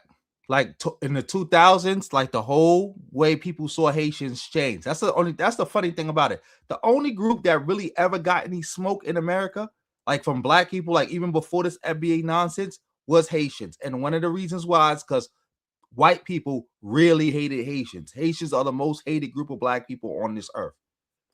Most hated. And yes, Tabitha Speak be on that FBA stuff. Yes, she does. Yes, she does. And yes, you're correct. FBA loves the white bloodline. Oh, we got an IDP in here. You ain't adding nothing to the conversation, so you about to get put on timeout. So, like, let me know. Like, figure it out. Like, add something to the conversation, or you just get put on timeout. Shout out to the return of the Palo Alto in the building. Yep, she has become a xenophobe now. But yeah, let's keep this going. Family that grew up in the 80s and the 90s, there wasn't no love and respect. So this idea that, oh, y'all came and looked down upon us, actually, I think it was the reverse, right? I think due to the testimony I got from family that's older than me in the previous generation, I think it was the reverse, if you want to be real, right? So I'm not going to accept no victim mentality. You look down upon me. Listen, it sounds like you're trying to rewrite the history, if you want to be real. It sounds like it is exactly what they doing. Shout out to Lorenzo. That's also, I don't bang with no FBA nonsense. You said go ahead. All right, roger that. Yeah, she definitely did. She definitely did. She definitely did. But yeah, let's keep this going. Like people are trying to rewrite the history and make it seem like everybody welcomed the Haitians with open arms and everybody showed love to the Haitian from the jump. I don't think that was the case. And you know that wasn't the case. But like I said, when it comes to driving narratives, you just got to say anything. That's why you have two sides saying two different things. One side claiming that we assimilate and the other side claiming that we don't assimilate at all, right? Because both sides are trying to drive a narrative for their audience, right? The black auxiliaries claim that we're looking for a seat at the table, right? And then the white nationalists claim that we're not looking for a seat at the table. We're not trying to assimilate to their table. So both sides are driving a narrative for their audience to get to the same result, which is demonizing Haitians and vilifying Haitians. But both sides are just doing it in their own unique way, tailored to their audience. And then she claims that Haitians voted for Trump. Now, that doesn't make any sense because when Trump was on the campaign trail, he actually singled out Haitians as a target during his campaign, if you remember that, right? Or the Haitians are destroying the community in Springfield, Ohio, and this, that, and the third, and the cats and the dogs. So why would we go out in droves to vote for that guy? Like I said, just spewing out whatever narrative to drive the point home. Oh, there. Exactly. And the funny part is that rhetoric is super old, because when you did have a bunch of Haitians come out and vote for Trump, that was in 2016. That was in 2016. I made video. I knew how I know, because I was covering it in 2016. That was over 10 years ago, where they try to give Trump a chance. And then and it wasn't even all Haitians. It was a large swath of them, but it wasn't the majority. Tried to was pro MAGA, trying to give Trump a chance, because back then Trump wasn't attacking Haitians. Same thing with Africans. He wasn't attacking them. In fact, he was bigging them up. So you coming up with old debunked rhetoric. Not debunked, but like old, something old. This is mad old. You trying to produce say it like it's something new that's happening right now. Especially when with the only black people that was going hard for Trump is the FBAs. That's the funny part about it. The only people who was going hard for Trump was the FBAs. They're chasing whiteness, looking for a seat at the table. They voted for the Freemen and the ADOS too. So if I should say FBA, just those two, all those other groups too. Trump. But when you go to the white nationalists, they're saying that, oh, they voted for the Democrats. They don't assimilate. So both sides are saying two opposing things to demonize Haitians to their audience. That's all it is, right? That's all it is. And I remember when Trump was on the campaign trail demonizing the Haitians, the FBA crowd came out once again, right? With the same, every time the Haitians are in the news, the FBA crowd got to come out the cracks and the crevices and give their 2 cents in support. So when Trump was demonizing the Haitians, the same FBA crowd was once again providing support and backup and amplifying that message on behalf of Trump and the conservatives. Just like right now, they're doing the same thing, amplifying that message on behalf of Trump and the conservatives. So why would we go out in droves to vote for Trump when he made us a direct target of his campaign? Does that make any sense? Does that make any sense at all? But of course, we're not here to actually have good faith discussion and conversation. We are here to demonize a group of people by spewing whatever narrative we can to drive the point home. Whether they assimilate, whether they don't assimilate, they voted for Trump, they voted for the left, right? So both sides are just saying two opposing things to achieve a reaction from their audience. So a lot of these immigrants, they come to the U.S. under a flawed playbook. They think if you assimilate and basically try to throw us under the bus and distance yourself from us and criticize us, you're going to get some kind of permanent systemic protection. You won't assimilate. They don't assimilate. See, a lot of these immigrants, they come to the U.S. under a flawed playbook. They think if you assimilate and they don't assimilate. To all you Haitians right now that's crying and getting all upset. Yeah, let me holler at you. Stop yelling that you built this country. You never built shit in this country. Don't forget, you came over here for TPS, remember? Temporarily protection status. You had refugee packages. You had welfare, food stamps, Section 8. You had a lot of government assistance. You ain't refugee. That's a new word now. Refugee. The IDP's got a new word, refugee. Remember that. The new word is refugee. Exactly, hood mistress. Nobody don't need to assimilate. Go ask the Jews to assimilate. Exactly. These people don't know their history. They don't. On top of that, a Haitian man founded Chicago, the capital city of the Midwest. Shout out to Emma in the building. Yes, of course.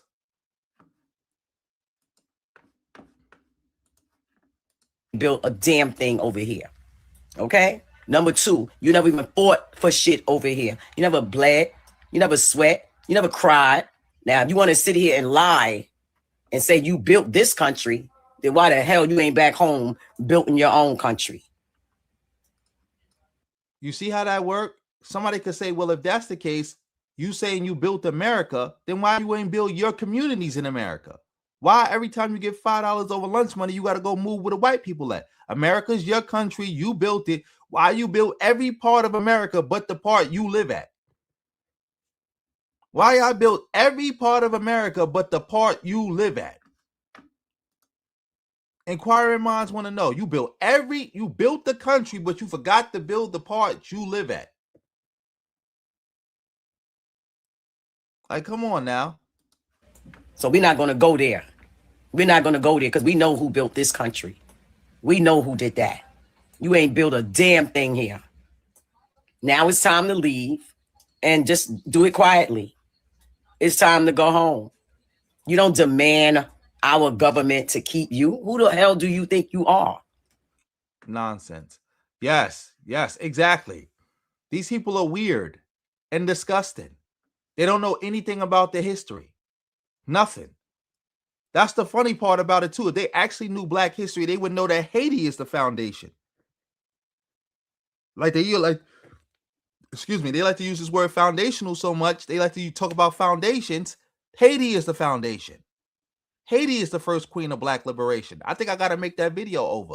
Haiti, the first queen of Black liberation. I think I got to make that video over.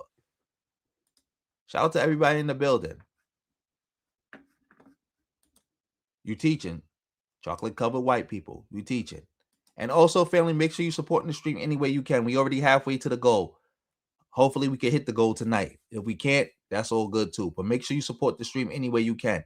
Come through with a like, with a share, with subscribing to the channel, hitting the bell, by dropping a comment, fire emoji, all that support. Shout out to Justin March, my first moderator. I guess I smoked you up. You just came through and supported with the gifting 20 memberships. Family, if Justin March just gifted you a membership, make sure you thank him and make sure you keep it going. Make sure you thank him and make sure you keep it going. Salute, bro. Thank you for all your support. All your support. Much appreciated. Much appreciated. But let's get back to this IDP babble. Because that's what we hearing right now. A bunch of IDP babble. This is United States of America. You don't demand our government to keep you here. We have laws on this land. We have laws on this land. We have laws on this land. And the law says you have to leave. And the law says you have to leave. You don't demand our government to keep you here. We have laws on this land, and the law says you gotta go. And don't expect no Black Americans to help you, because that shit is not gonna happen. And how you disrespected the country. Now, since y'all all for self, go home to your country and be for self. What's the problem? And then she says, you Haitians didn't build this country. You know who built this country. Who built this country? Let's find out. Go home. Get out. We know our country's better than yours. That's because we filled it with our work ethic and our culture and our values. Go home. We know our country is better than yours. That's because we filled it with our work ethic and values. Who built this country? You ask white folks, and they'll tell you, we white people built this country. And if and when Black Americans say, no, we built this country, that's the reason why they owe us reparations. But what do white people think about reparations? White people are done. Let's put this to bed right now. You're not getting reparations. You don't deserve 1 cent. Not 1 cent. You weren't here 160 years ago. I wasn't here 160 years ago. Nobody was. So it's a crock of BS. You don't deserve 1 cent. Quit being a victim. Pick yourself up, pull your pants up, brush yourself off, and get yourself a life. Because white people aren't giving you jack. All right, we back. Now, earlier today on my community. All right, before we get back, I want to shout out Sky Pablo for coming through with the 10 jewels. Much appreciated, Sky Pablo, for coming through with the 10 jewels. Much appreciated for you doing that. It says hiding. Well, I don't know who hiding, but you know, shout out to you. Maybe the IDPs is out in the building hiding. Probably. Not probably. We know that to be a fact. And also, yes, I wanted to address that. You see how they never talk about the white people talking about how to know the reparations? You see how they talk, they flag waving Americans, but y'all so flag waving Americans, and y'all love Trump so much, but Trump said Black people don't deserve reparations because slavery was legal. He said slavery was legal. So y'all don't deserve reparations. What about that? Can't make this up, man. Shout out to the Hood Mistress for coming through with 30 jewels. Clutch. You came in clutch. Thank you for them 30 jewels, man. Let's keep this going. Community tab. I said this. Take a look up on the screen. I noticed many FBA content creators making videos on this Haitian TPS topic. Every time something involving Haitians makes the news, I notice certain FBA content creators become subject matter experts on Haitians or acting as if they had the power to intervene. All of us saw the result of the Rick Chow verdict, the Carmelo Anthony case, and the United States government going down to the UN and saying that reparations claims are invalid because, quote, slavery was legal under international law at the time, end quote. And none of these content creators had any power to reverse or take any action against those decisions. 3 major losses. So I'm trying to understand exactly how these individuals believe they had the power to intervene on behalf of Haitians. Intervene on your own behalf first before anything. This has been happening for 5 to 6 years now. Every time Haitians are in the news, the FBA crowd starts beating on their chest as if they had the ability to intervene. Please stop. Nobody requested assistance, and you don't have the ability to provide assistance. This group might be more delusional than the South Africans. Now, the only reason I said that is because I've seen so many of these so-called. Yes, they FBA is way more delusional than the South Africans. Way more delusional. FBA is the worst group. Like, you can't make this up. Shout out to Justin March for coming through with the 2, helping me get closer to my goal. Thank you. Yes, let's hit the goal, family. Thank you for coming through with the 2. Yeah, this is ridiculous. It's ridiculous. It's ridiculous. I'm happy. Like I said, I have not watched this video. Me and the bro is saying the same things. Great minds think alike, man. Like I said, 2 people can look at the same thing and come to the same conclusion without ever having talked to each other. And like, we looking at the same thing and we coming to the same conclusions. Called FBA content creators and, you know, personalities saying that we're not going to come help you. We're not going to come to your aid. We're not going to provide assistance. Now, first thing first, like when I go into their comment section, I always ask the same question. Which Haitian personally asked you for assistance? Has any Haitian called you on the phone and said, listen, please come to my aid, right? It's the craziest thing ever. You have people openly unprovoked saying that we're not going to come assist you to people who never called them for assistance. And it's not any hard feelings. It's just, we know that you don't have the ability to provide any assistance. Like, tangibly, what could you really do to force the government to reverse that decision? Logically, what can you really do? Everybody's seen the Rick Chow case just a few weeks ago. Take a look up on the screen. A shop owner who killed a 14-year-old child he wrongly accused of theft is found not guilty, right? Killed the boy and got off free, right? Beat the case. And he's not dead yet. So that's what I mean. Like, logically, how can you provide assistance to the Haitians? How can you defend the Haitians when you can't even defend yourself? When a Haitian comes to the United States, can a Haitian get a job from the FBA community, right? Are there corporations and jobs and businessmen waiting, you know, with openings to hire the Haitian people? No, the Haitians got to get it out the mud by their damn self. They got to either create their own job or find a job somewhere in the country, right? You don't have no jobs for the Haitian people. You don't have no schools for Haitian children. You don't have no hospitals to treat us when we're sick and we're dying, right? We got to send our kids to the public schools and the Catholic schools to get brainwashed and get indoctrinated because you don't have no schools for the Haitians to enroll our children into, right? You don't have nothing for us. Like, it's not, no offense, but you don't have anything for us, really. You don't have nothing established that we can integrate into. So when you come out unprovoked and say that we're not going to come to your assistance, we're not going to come defend you, let's be real. How are you going to really defend the Haitian people? Like, let's be real. Let's say that we called you up on the phone. We need assistance. What was you really going to do against Trump and the government? Like, not a damn thing. Because FBA can't do nothing against Jim Crow 2.0. So how are they going to help the Haitians against anything? They have, exactly. FBA got no motion. They can't help themselves, but they supposed to be helping other people? Like, that don't make no sense. That don't make no sense. And what do you mean that you disagree with the gas station case? So you on the side of Rick Chow, whatever his name is, the racist, who done shot like 5 different black people already? Shot 5 different black people already for accusing them of stuff that they didn't do? And was fighting with black kids? Ain't there a video of Rick Chow having like a fist fight with a black kid that he was accusing of stealing, who wasn't stealing? Got to get it together, man. Got to get it together. And we already know the IDPs do not live in our reality. They live in an alternate reality. But yeah, let's keep this going. Shout out to everybody in the building.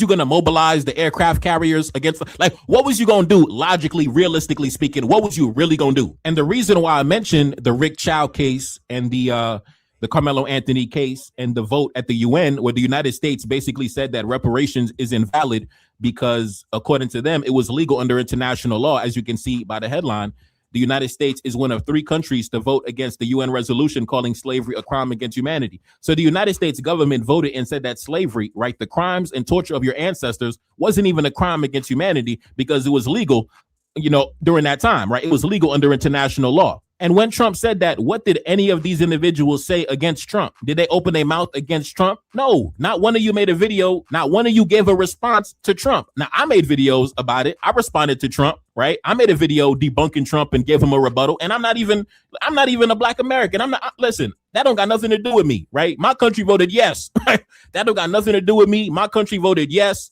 So that's not even my problem. Your country voted no. But you couldn't even defend yourself against that. Carmelo Anthony got sent under the jail for decades in prison. What happened? He's still there. He's still locked up right now as we speak. And he's probably not going to get out for the whole full 35 years. But realistically, if you couldn't defend, you know, and this might hurt, but we have to tell it like it is. If you couldn't even defend your own children, how you going to defend me? Let's be real. Let's be real, right? Your government humiliated you on the world stage, said that slavery wasn't even a crime against humanity. You didn't even levy a response against Trump. None of Exactly. They did not. They did not. They was meat rotted. It was a lot of meat rotting. There was no response. There was a lot of meat rotting. A lot of meat rotting. Yes, they love Trump. So it doesn't matter what Trump did. Like, this stuff don't mean nothing to them. Oh, Trump did all that bad stuff, and they don't care. They don't care. I made any videos against Trump. And it's so crazy because it wasn't even only the Haitians that actually got the TPS taken away. It was actually the Syrians as well, right? The Syrians from the Middle East, right? Who are known to be anti-Black, who are known to be racist, who are known to be colorist and everything in between, right? But it's crazy how even the Syrians, right, from the Middle East, they didn't even get the same smoke, right?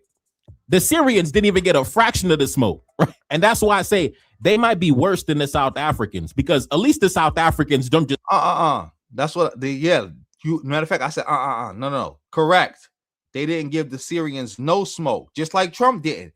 Trump, that was a way of Trump doing that to say, well, it's not racist. Because remember, they was arguing in court against the TPS status being able to be removed because they talked about Trump being a racist. And then he brought up like, no, they try to bring up like, oh, Trump is not a racist and he's not just targeting the Haitians.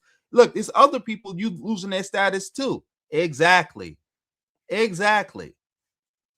And they are worse than the South Africans. It's not even up for debate. They worse than the South Africans. Come out unprovoked and be like, for example, let's say a terrorist attack hit Burkina Faso. You'll never see the South Africans come out unprovoked and be like, oh, we're not going to provide military assistance to help you against the terrorists and the jihadists. Like, the South Africans don't just come out unprovoked and say nonsense like that, right? At least when tragedy happens on the continent, we don't see the South Africans just jumping up and taking back their imaginary assistance and things like that. Like, this is peak delusion, right? You can't even defend the Haitians, even if you wanted to. Even if you really wanted to, there's nothing you could do.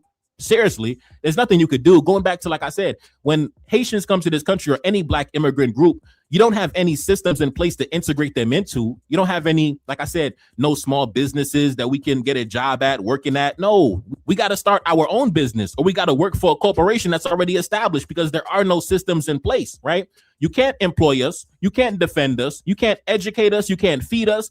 There's like, let's be real. What could you really do for us in this situation? That's why there wasn't any Haitians coming out and saying, please help us, please assist us, because we know it's no hard feelings, but you can't really, it's only so much you can do. I mean, yeah, you could give us solidarity. You know, I stand with my brothers and sisters, but that's about it. That's as far as it's going to go. It's not going to go past that. You know, I stand with y'all. I got love for y'all. And that's all y'all can do. It's not like, for example, right, back in April 2026, when Mali got hit with the terrorist attacks, 10,000 terrorists attacked the country. And then you seen Burkina Faso and Niger mobilize the Air Force and the drones and start launching airstrikes against the terrorists. That is tangible assistance, right? That is real assistance, right? But you can't do nothing for the Haitians for real, right? Besides just solidarity and love and friendship, which is still good. I appreciate that. But that's as far as it's going to go. So I don't understand all these videos, all these clips, all this imaginary assistance being. Emma, you said you don't know because the South Africans was beating people up. I'm happy you brought that point up because you might be right because they were getting violent and they were getting physical. So you might be right because we don't got FBAs mobilizing on the streets attacking people.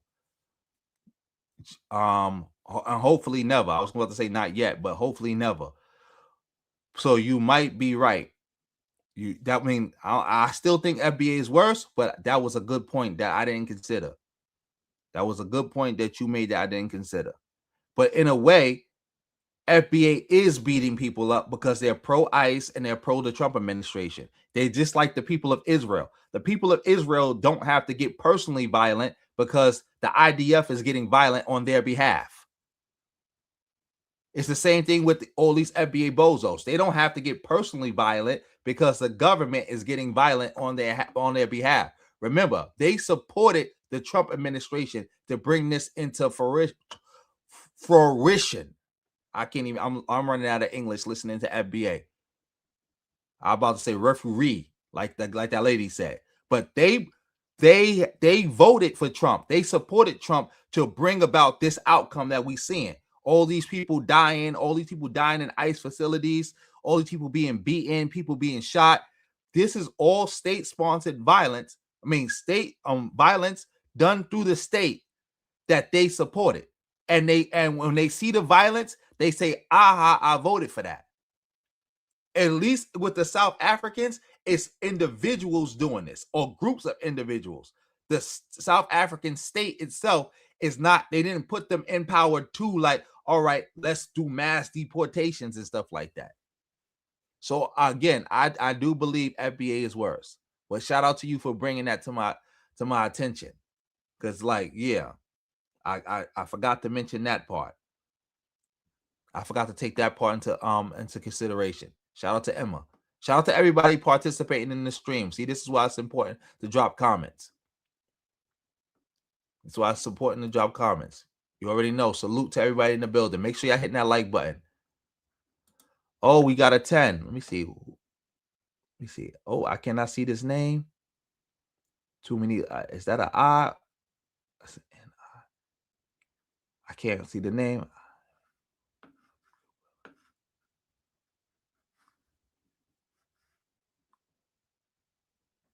Oh yeah, we definitely are fans of the brother Dessalines and Afro Think Tank on this channel. Much appreciated for the 10 too. Make sure y'all shouting out, bro, who came through with the 10. Let me look on my phone, see if I can see your name a little bit better.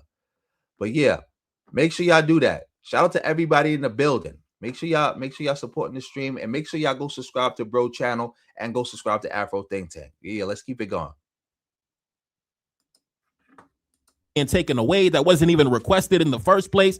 That's what I'm saying. Like, nobody requested assistance, and even if we did, you don't have the ability to provide assistance. Everything we got to get it out the mud because you don't have much to offer us, and it's not your fault. We know the history, we know why that is, but don't try to make it seem like, don't come around beating on your chest like you had something to offer in the first place, right? You didn't have nothing to offer from the jump. So I don't know the point of this. I really think that it's just like the xenophobic South Africans, Haitians are an easy target, right? It's the same reason why the South African goes after the Mozambican and the Zimbabwean instead of going after the captain of industry, right? You're coming off 3 major losses, right? You have the kid who got killed and his killer got off. He got acquitted. He beat the case and he's still alive.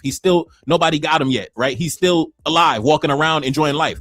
Then you have Carmelo Anthony got thrown under the jail, sent under the jail till he's 50 years old. Then you have the United States that said that the crimes against your ancestors wasn't even a crime. So that's 3 major back-to-back losses. So now I don't know if it's just to, make yourself feel better. So I'm gonna go beat up on the Haitian because, the white man just, kicked me in my face and knocked my teeth out. So that's what I think it is. I really think like that's the source of all this, right? Finding an easy target because to make yourself feel better at the losses that you've taken in recent days, right? Because like I said, I'm seeing all these people making videos. We're not going to come help you, like to these imaginary Haitians that didn't even ask for their help. So I don't know what's going on. But like I said, this has been happening for 5 to 6 years. I remember when I think was it like 2021 or 2022, the Texas border incident where the Haitians were at the Texas border. The FBA crowd was saying the same thing. Oh, we're not going to come to your assistance. We're not going to come to your assistance, right? When Trump was on the campaign trail of vilifying Haitians, demonizing Haitians, the FBA crowd was saying the same thing. We're not going to come to your assistance. We're not going to come to your assistance. And now in this case, they saying the same exact thing. They talking to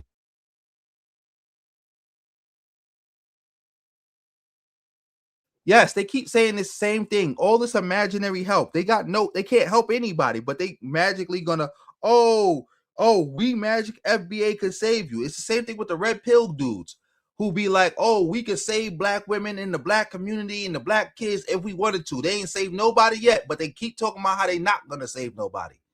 I kind of looked on your name a little bit close on my phone. Is it Niso Fidelis? Is that your name? Niso Fidelis or Nico Fidelis? I see Fidelis. Is that the case? To the person who sent me the 10, let me know if I'm saying your name right. Shout out to you again for sending the 10. Make sure y'all saluting the people coming through. But yeah, they keep talking about how they not going to save nobody. They have not saved nobody yet. Like the Mad Head Doctor once said again. Shout out to the Mad Head Doctor. I wish he made content again. He was like, all the people keep talking about how they not going to save the black community, but they could. He said, like, but they never saved us. He's like, how about y'all just save us for like 10 minutes to just show us that y'all could save us? Just save us for like 10 minutes so we know. Can't make this up. To try to feel powerful. That's why they announced what they not going to do. To try to feel powerful. Okay, so I did say it right. So it's Niso Fidelis. It's Niso Fidelis or Nico Fidelis. Shout out to you. Thank you. Yeah, definitely got to get some. I definitely, when I go to my eye doctor, definitely getting some glasses for the screen. And I definitely got to figure out how to make the words bigger on this screen too. Yeah, like when they gonna save us? They keep saying what they not gonna do. Like, could you just save Haitians for 10 minutes? That's what I'm gonna ask FBA to do. Save Haitians for about 10 minutes. For 10 minutes. And then stop saving them and then let it, and then you could go back to doing that. Then you could go back to doing that. Oh, I didn't see that video, but yes, there's definitely a pipeline. Definitely a pipeline. Definitely a pipeline. Yes, you are correct. During the what was it, the 80s or the 70s, with Trump was talking about what they call the 4 H's: homosexuals, Haitians, heroin addicts, and hemophiliacs or whatever are responsible for the AIDS crisis. Yeah.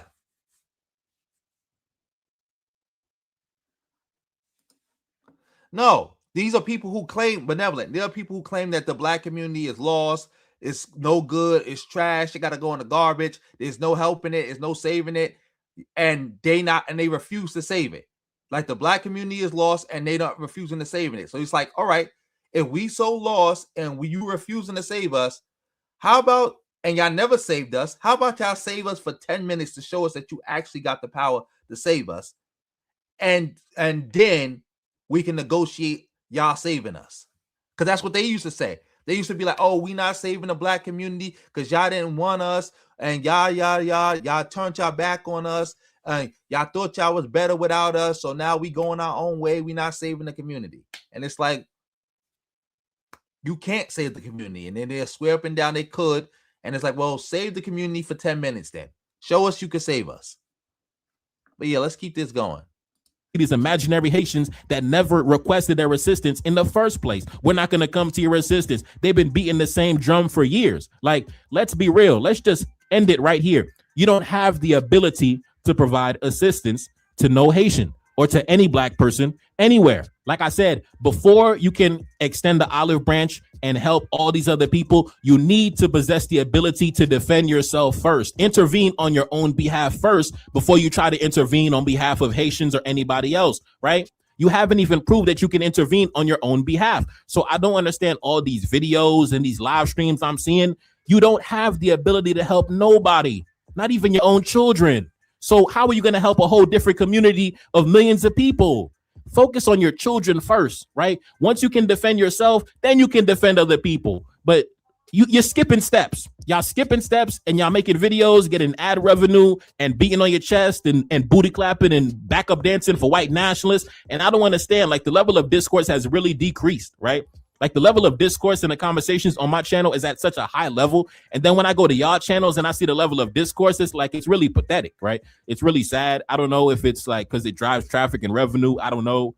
But the level of discourse between my channel and other channels in the black space, it's like miles apart. We're like generations apart. Like, we're not even in the same league. Like, I'm in the Premier League and y'all down playing in the championship, the lower leagues. Like we on a whole different level over here on this channel. So like I said, y'all need to raise the level of the discourse and the discussion. Stop going around claiming that you're gonna, help people that you don't have the ability to help. You can't help nobody, bro. There was no way you're gonna get Trump to reverse the decision, even if you wanted to. So this imaginary help, like, baby steps, man. Focus on establishing systems that we can integrate into, right? Focusing on establishing systems of economics and business and schools that we can send our kids to and hospitals that we can send our old and dying parents to, right? Focus on that so we don't have to go outside the community for our basic needs all the goddamn time, right? Like I said before, when immigrants come to the country, they got to get everything out the mud because there are no systems in place. There is no black economic ecosystem in the United States that we can integrate into, get jobs at, go to school, work at. There is no system in place. We got to get everything out the mud by ourselves. Just like right now, Haitians got to get it out the mud and figure it out by ourselves. Now, me, I was born here, right? I'm not going anywhere. So coming into my conversation, telling me go back, you're just making yourself look stupid and ignorant. But at the end of the day, like I said, I don't know, man. Like, it's really foolish. You need to stop this nonsense of claiming you're going to help somebody. You don't have the ability to help nobody. Relax, sit back, chill out, calm down. It's not that serious. And yeah. And y'all should do like I do, right? Instead of going back and forth with other black people, go back and forth with the white nationalists instead, right? I don't know if you're scared of them or what, but they on their team. They are scared of them, by the way, but they are on their team. Exactly. Delusions of grandeur. Like, they're gonna say they could save Haitians right now. Like, I remember Tariq said he could save the black community in 24 hours. Tariq said that before. He said that before. On this channel, we have no problem going back and forth with the adversary, addressing the adversary directly, right? Going back and forth with other black people, that's child's play, that's immature, that's like lower leagues. That's not serious discussion, man. So that's all I got to say about that. Anyway, it's a boy Neferkare, Dessalines, back in the Billy. Yes, indeed. Brand new album, Black Winter. Pin comment at the top. Brand new music video. Oh, yeah, we got to give this brother a thumbs up. 2 a.m. in Venezuela. Check it out. And I'm gone. Peace. Yeah. Shout out to the bro. Always making good comments on content. Shout out to Irvin Palmer for even recommending this. So, yeah, shout out to everybody in the building. We making good time. We doing good. We doing good. We doing good. He doing good. You gotta ask FBA that. Why is he still breathing? That's it. FBA want to know. You gotta ask FBA that. I mean, if you want to know that, you gotta ask FBA. You gotta ask FBA. Yes, I'm happy he mentioned that too.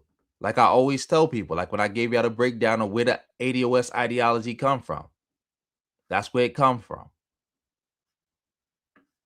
Shout out to Mac Nasty in the building. It's all good, bro. It's all good. It's all good. Thank you for the fire emojis. Thank you for the fire emojis, the visionary. Much appreciated. Oh, shout out to Flay with Genuine in the building. Yes, I'm happy too. I'm happy too. I'm happy too. But yeah, somebody sent me this video. We got to get into this. This is the video with speaking of Haitians, because I thought this would be a great segue. This is a video with Godfrey and the brother Jones, and they talking about Haiti. I don't know what they talking about. I didn't see this video before, but we're gonna watch it. Shout out to everybody in the building. The reason why you can't get that story told is because white supremacy and white people lose. And then the addendum to that story is the purposeful immiseration of the Haitian people, which is a mascot for what has happened What's happened in Haiti is what's happening in South Baton Rouge, and what's happening in the South Side of Chicago, and what's happening in parts of Jacksonville, and what happened in the Congo, what happened all over the place. What's happening in Haiti and what's happened to those people since they dared and had the audacity to assert their freedom is what happens to any group, particularly of Black people, that has the audacity to stand up in equal humanity against their white enslavers, right? And so that is the reason why people have had problems. And Danny Glover wanted to do it for years. Yep. About the Haitian Revolution, wanted to do it for years. There are probably some other things that are getting in the way, like can you shoot in Haiti? You're not gonna be able to shoot in the Dominican Republic, all of that stuff. But I'll let like Karen Civil and Wyclef and all of the other ambassadors that we have to Haiti really get into that, because I think it could be done. But the real reason why Hollywood won't support that amazing story of American freedom is because it flies in the face of the order of the world as it exists today. And they've punished Haiti ever since. Yeah. Right? But for me, $22 billion in today's absolutely. Yep. He teaching. That's why I told y'all before. Haitians are the most hated group of Black people. There's no other group of Black people more hated than the Haitians. No other group more hated than the Haitians. Shout out to you, Flavor Genuine. Oh, good job. You already know. Stay safe, man. And remember, that's not a toy. I don't know. I don't have to tell you that, but you know, that's a big responsibility you taking on yourself, and I'm happy you taking it. And and I know you can handle it. So shout out to you. Yeah, yeah. Like that. What he's saying is true. What he's saying is true. That's why I said, like, Haitians is the most hated group of Black people. And that's why a lot of things like that would never even be made. Never be made. Never be made. I do believe there's like an agenda to keep stuff like the Haitian Revolution from being made, like a real movie or a series of it. I think it's a real agenda to keep it from being made. I do. And played hot potato with their leaders, like expelled some of them, kidnapped leaders, all different types of stuff. I came out here in 2006 and I had to do an LA education. At first I had to get educated on what was up with the Black people and the Mexican people. Because I moved out to Van Nuys. And in 06 when I came out there, people were telling me all the time, it's just so funny. Like, yeah, it's big time, you'll be killed. I was like, what? I was like, you'll be killed. I go to the park and I'm looking around, I'm trying to hoop. And I'm looking for signs that some of the Mexican brothers are okay. So I saw this one dude, and he had a Kobe jersey on. I was like, he can't hate niggas that much if he rep Kobe. You'd be surprised. Yeah, you know what I'm saying? You'd be surprised, though. People wearing Air Jordans are running Black people out of their neighborhood. Like, he got to be cool. So, you know, we start hooping and we become friends and all of that stuff. And I just ask about it, and he says it's different in different parts of LA, but it's more of a... Oh, man. So they're not just talking about Haiti. They talking about LA. And the racism with the Mexicans. See, that's another thing. FBA got all this smoke. Where's the smoke from the racist Mexicans trying to run Black people out of LA? Where's the smoke for them? See, they want to be militant and want to be tough with everybody else. Why they not doing that? Why? Because there's no money in doing that. And you might put yourself in danger doing that. And you might have to actually get active doing that. Like, come on now. Like, inquiring minds want to know. I'm happy about that. I'm seeing this. 90s thing, blah, blah, blah. Right. After that happens, I start moving around, want to work with kids, do little basketball programs. You in different people's hood, you gotta know where you at. Right. Not in a I know what you mean. Boys you gotta know where you at. Yeah. So what you have to do is consider the cultural reality where you are. Yeah. You have to know where you at. I'm not, and I don't have no dramatic stories with the John Singleton music playing in the background. Rest in peace of John. Yeah.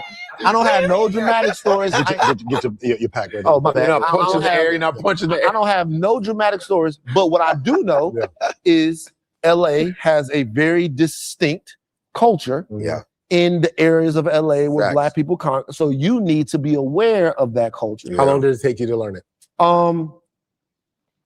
You know, I still hit Glasses Malone from time to time. Glasses. To get the download on different things. But it was important. I would say after about 2 years of moving around, I was good with all of the areas and everything that I need to know and had enough stuff. But if you want to do something in somebody else's backyard, you need to go someplace and not put your feet up on their furniture. Yeah. And it just like I was in New Orleans. I was going down there to see this girl, and there's a manhole cover on this street. Hit the manhole cover, boom, manhole cover, it's loose.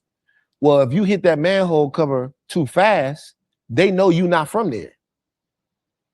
So when because everybody else knows to slow down a little bit. But if you hit that bitch and it make that sound, they know you're not from there. So you get out the car, what you doing? Who you like what's up? What's up? What's up? What's up?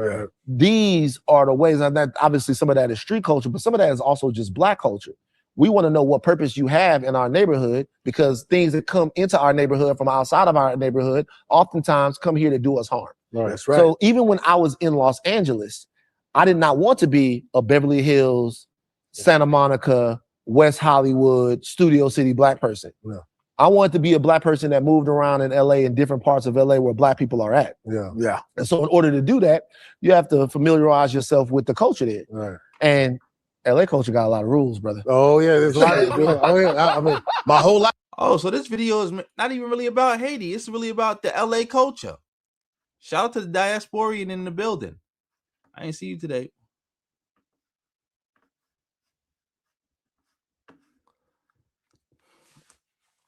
Ooh. Shout out to the diasporian. Let me see.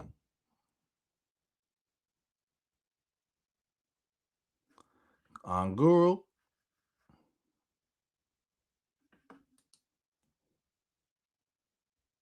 That's a lie. Multi-ethnic nations can work. Multiracial nations can work. Multi-religious nations can work. Multiculturalism can work. It has worked throughout most of human history. Most of human history, people lived in empires with different groups, different tribes, different everything, and they worked.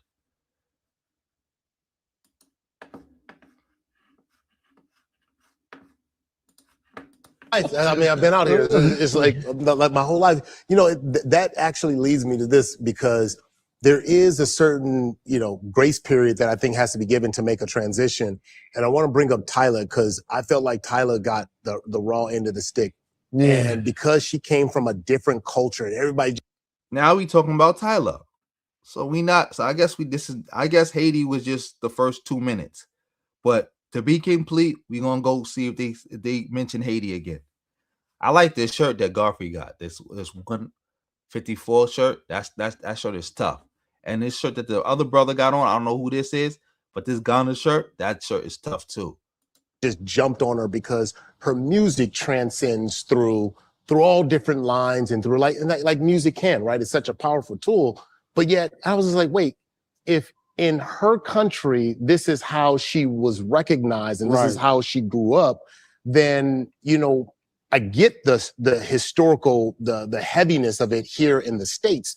But then when you start thinking about time, generation, like my father-in-law, who does not like the term Black, is like, because it was used in a derogatory way. I'm a Negro. And for me, born like a kid of the 80s and 90s, I'm like, ooh, I might fight you for saying that, right? Because it just, it's weird, right? It's different. So, but the way they came out, what were your thoughts on the way they came at her? Like, that's how she grew up. She grew up in South Africa. Yeah. So we talked about this too on Higher Learning, and this is the deal. In any rational world and society, we would have been like, you know what? That's what they say over there. Right. But it isn't rational. And it's not rational for a lot of reasons that's out of our control. So the reality is this. It was very important, and I wish it could have been done in a gentler way. It was very important for people to be like, hey, we don't use that term here. Yeah. All right. It's very important for that. Now, I'll tell you where I feel like Tyler made a mistake. Okay. Right? You cannot. And she's a pop star. Yep. So part of being a pop star is being non-controversial. Right. When that happens, hey, guess what? Like on the Breakfast Club, when they asked her about it, I'm Black.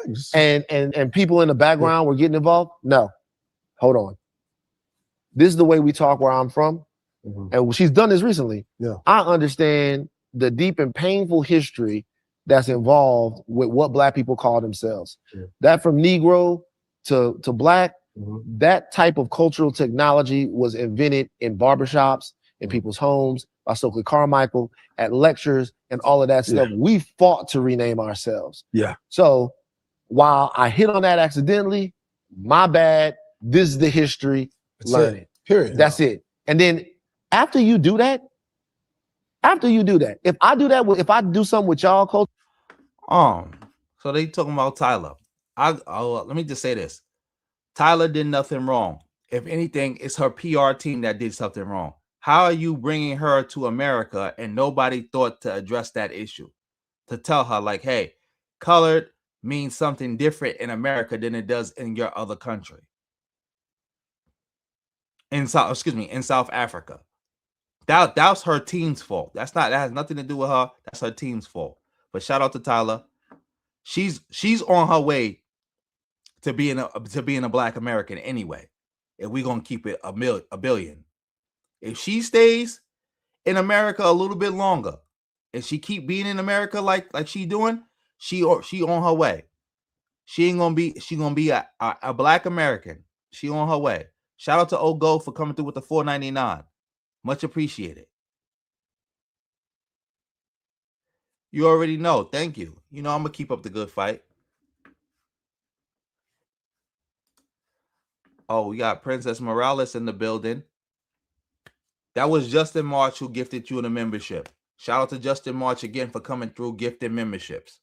Shout out to Justin March. Exactly, her mistress. They fed her to the wolves. Disgusting.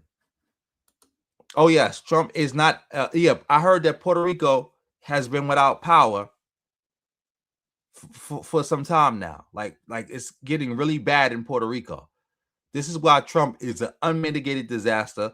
Hopefully he gets impeached or something like that. Like the nation can't keep going on like this. Yes, I know what the hush what it was. Definitely know. Do you know what the Persian Empire was? Do you know what the Roman Empire was? Do you know what the Egyptian Empire was? All these other empires. Do you know what the Mongol Empire was? The Mughal Empire. See, you tried to name that one, trying to make a point that multi-ethnic states don't work. Mind you, that empire, the I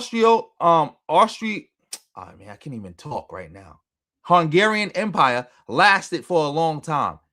And it fell apart ultimately because of piss poor leadership. That's ultimately was the problem. And we got to also remember too that nationalism, the nation state, was created in Europe. So that played a role in it too. I heard a lot of places got no power right now. I saw it on the news. It's like some I think like Indiana don't got no power or something like that right now. Like Trump is just terrible. Gary, Indiana don't got no power. So yeah, I saw that. Let me see.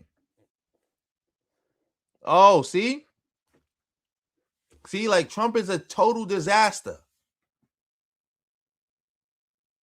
Trump is a total disaster.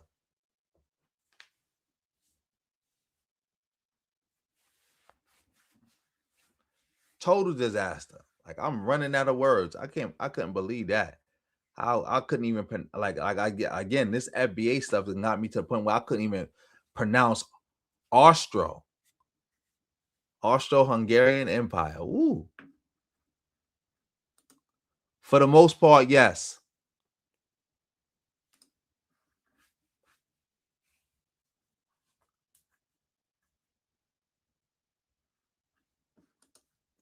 They ran out of water too. This is terrible. I'm hearing about the people. Cuba has been without power because of this embargo. It's like Trump is just terrible. Terrible. All around terrible. All around terrible. Yeah, let's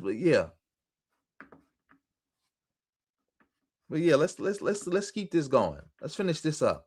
Yeah. After you do that, everybody else from that moment on. Period. No. Like after, I want everyone, if you don't hear anything else in this interview, hear this. Step into your mistakes in good faith. Yeah. Right? I was wrong. I appreciate the fact that I was wrong, or even not that I was wrong. My context was off in this. You see, after you do that, go fuck yourself. Yeah. And after you do that, when you do it for real, after you do that, if you want to continue to be mad That's after on that, you. That's go because you fuck never yourself. liked me in the first Like, place. yeah. And the fact that she's so young too. That she's so young too, and she's beautiful. And we didn't that know makes that. you mad too. Yeah. 'Cause she's beautiful too. But it's like when I was in South Africa, I went to the apartheid museum, and I was like, well, this is what the whites did to everybody. You're black, you're colored, separation, right? Yeah, of course. And I think too, as a pop star, your numbers count. Of What do course. you mean? Record sales. You gotta sell records. So she probably was like, oh, damn, let me, after the fact. Right. Because sometimes people think they're invincible. Right. Because all you have to do is please black people with a beat and we'll shut the fuck up. Yeah, No, we just we're put like this. And I like, what I like though? What I like about, and I even said this, what I like about black people, black Americans, especially getting mad at all of us, there's an awakening happening. We know now. And that's what I like. When they go, I don't like what you said, I was like, I'm kind of digging it because I've always been reading about this kind of, I've been around activists my whole college life.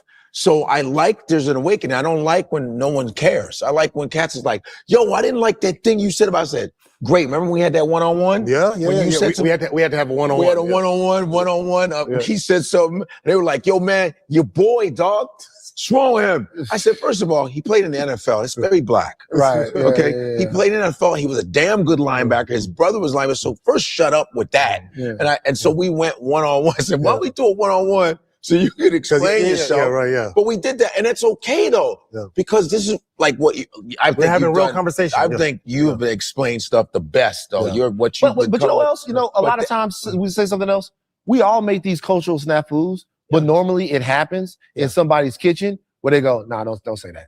Right. Don't do that. Right. And then you go, oh, my bad. It's cool. She's just it's gonna take her a couple seconds. Like you come in Louisiana, like everybody got their jambalaya out. You better try everybody's jambalaya. Yeah. If you skip somebody's jambalaya, you're gonna have an old black woman on the other side of the thing looking at you like this. That's fact, bro. You're not hungry, mother. Fact. You know what I'm saying? So I'm glad you told me that. I'll know when I go down there. They put the food out, man. Try the food, You gotta bro. eat it. You gotta eat it. Like, bro, try the food, bro. But normally that doesn't happen in front of like 140, 150 million people. You get to learn. You get to learn. This is why you get to be a human being. You get to be a human being, man. Sorry, I didn't mean to hit your shoes like that. Yeah. New drop. It's in. Oh, so that was over. So it had Haiti in the title, but it was like Haiti for like 2 seconds. But I overall like this show.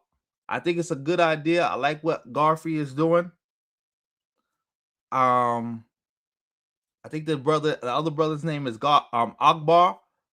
So I'm feeling what they're doing. I like what's going on. Much appreciated. Like, yeah, I'm happy they're having these good conversations. You said it was a fake conversation. I don't think it was fake. I think that was a good conversation. The fact that the title got Haiti in the title and they only talked about Haiti for like 2 seconds. Yeah, that was fake. But otherwise than that, it was good.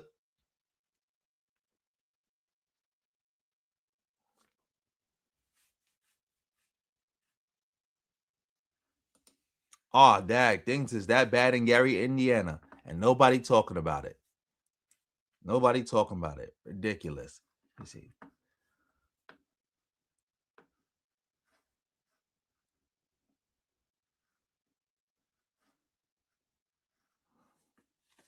Yes, the Roman, like you said, they did assimilate everybody, and that's things that can be done. You could take many and make one. So I do believe multiculturalism can work. I do believe it. I do believe people are better together. I do believe diversity is a strength. I'm from New York City. I'm never going to deny that. I'm never going to say, oh, well, yeah, I don't think groups of people can get along. I'm a New Yorker. I'll never say that. Never ever say that. But yeah, shout out to everybody in the building. I'm about to get off this because I got to get up early in the morning. I'm happy to be back. Hopefully, I'll come back tomorrow with a good show. I forgot because, like I said, I might be because I was handling family business and other things, work, family business, and everything this whole week, and I might have to handle some business this weekend. So hopefully, I can come back tomorrow and do another stream. But yeah, let me get up out of here. Shout out to everybody in the building. Yeah, shout out to you, Hood Mistress. Oh, I'm happy we could see eye to eye. Yeah, but let me get out of here real quick. But before I do, family, before you leave, make sure you subscribe to all my channels. I got 3 channels. I know the Nightbot done put it in the comment section somewhere. Hit the link that the Nightbot put in there. Go subscribe to all 3 channels. Make sure you like this video, do all that good stuff. But also, family, you can support the stream, PayPal, Cash App, or Venmo. Much appreciated. If you do. If you don't, still appreciate it. But yeah, let's get into everybody who came through and supported tonight. Shout out to East Coast Kev for coming through with the 5. Shout out to East Coast Kev for coming through with another 5. Shout out to East Coast Kev for coming through with another 5, the triple up. Shout out to SI for coming through with the 5. Shout out to Ninja for coming through with the 5 on the Cash App. Like I said, family, if you hit the Cash App, just let me know that was you. And let me know if you want to shout out. Because some people hit it because they don't want to shout out. Some people just hit it because that's why they want to support directly. You just let me know. Shout out to Off Code for coming through with 2 jewels. Shout out to Off Code for coming through with another 2 jewels, 100. Shout out to Xavier for coming through with 1,000 jewels. Gave me the GOAT trophy because you know I am the GOAT. I'm the MVP of this. Shout out to the Visionary for coming through with 199. Shout out to the Visionary for coming through with another 199. Oh, that wasn't the Visionary. Right here's the Visionary. Coming through with another 199. Shout out to Lord of Slaughter for coming through with a 199. Shout out to Justin March, my first moderator. Family, if he gifted you a membership, make sure you thank him and make sure you keep it going. Shout out to Justin March, always coming through, showing love and support. My first moderator. Salute. Shout out to Scott Pablo for coming through with 10 jewels. Hiding. Shout out to Hood Mistress for coming through with 30 jewels. Clutch. Shout out to Justin March for coming through with $2. Whole lot of ones beat a whole lot of nuns any day of the week for the goal. Shout out to I think this is Niso Fidelis. I think hopefully I'm saying it right again because they told me I was saying it right, so hopefully I'm saying it right. Niso Fidelis coming through with the 10, much appreciated. Shout out to Ogun for coming through with the $4.99, much appreciated. Family, thank everybody for coming through. Make sure y'all y'all continue to show love, support the stream any way y'all can. Remember, fire emojis, all that other stuff, that's all good. That's all support. I take it all. And yeah, I'm going to end this stream here. Everybody have a good night, good evening, good afternoon. Hopefully, I'll see y'all tomorrow. And on that note, family, be good, be safe, all that other good stuff. And, peace.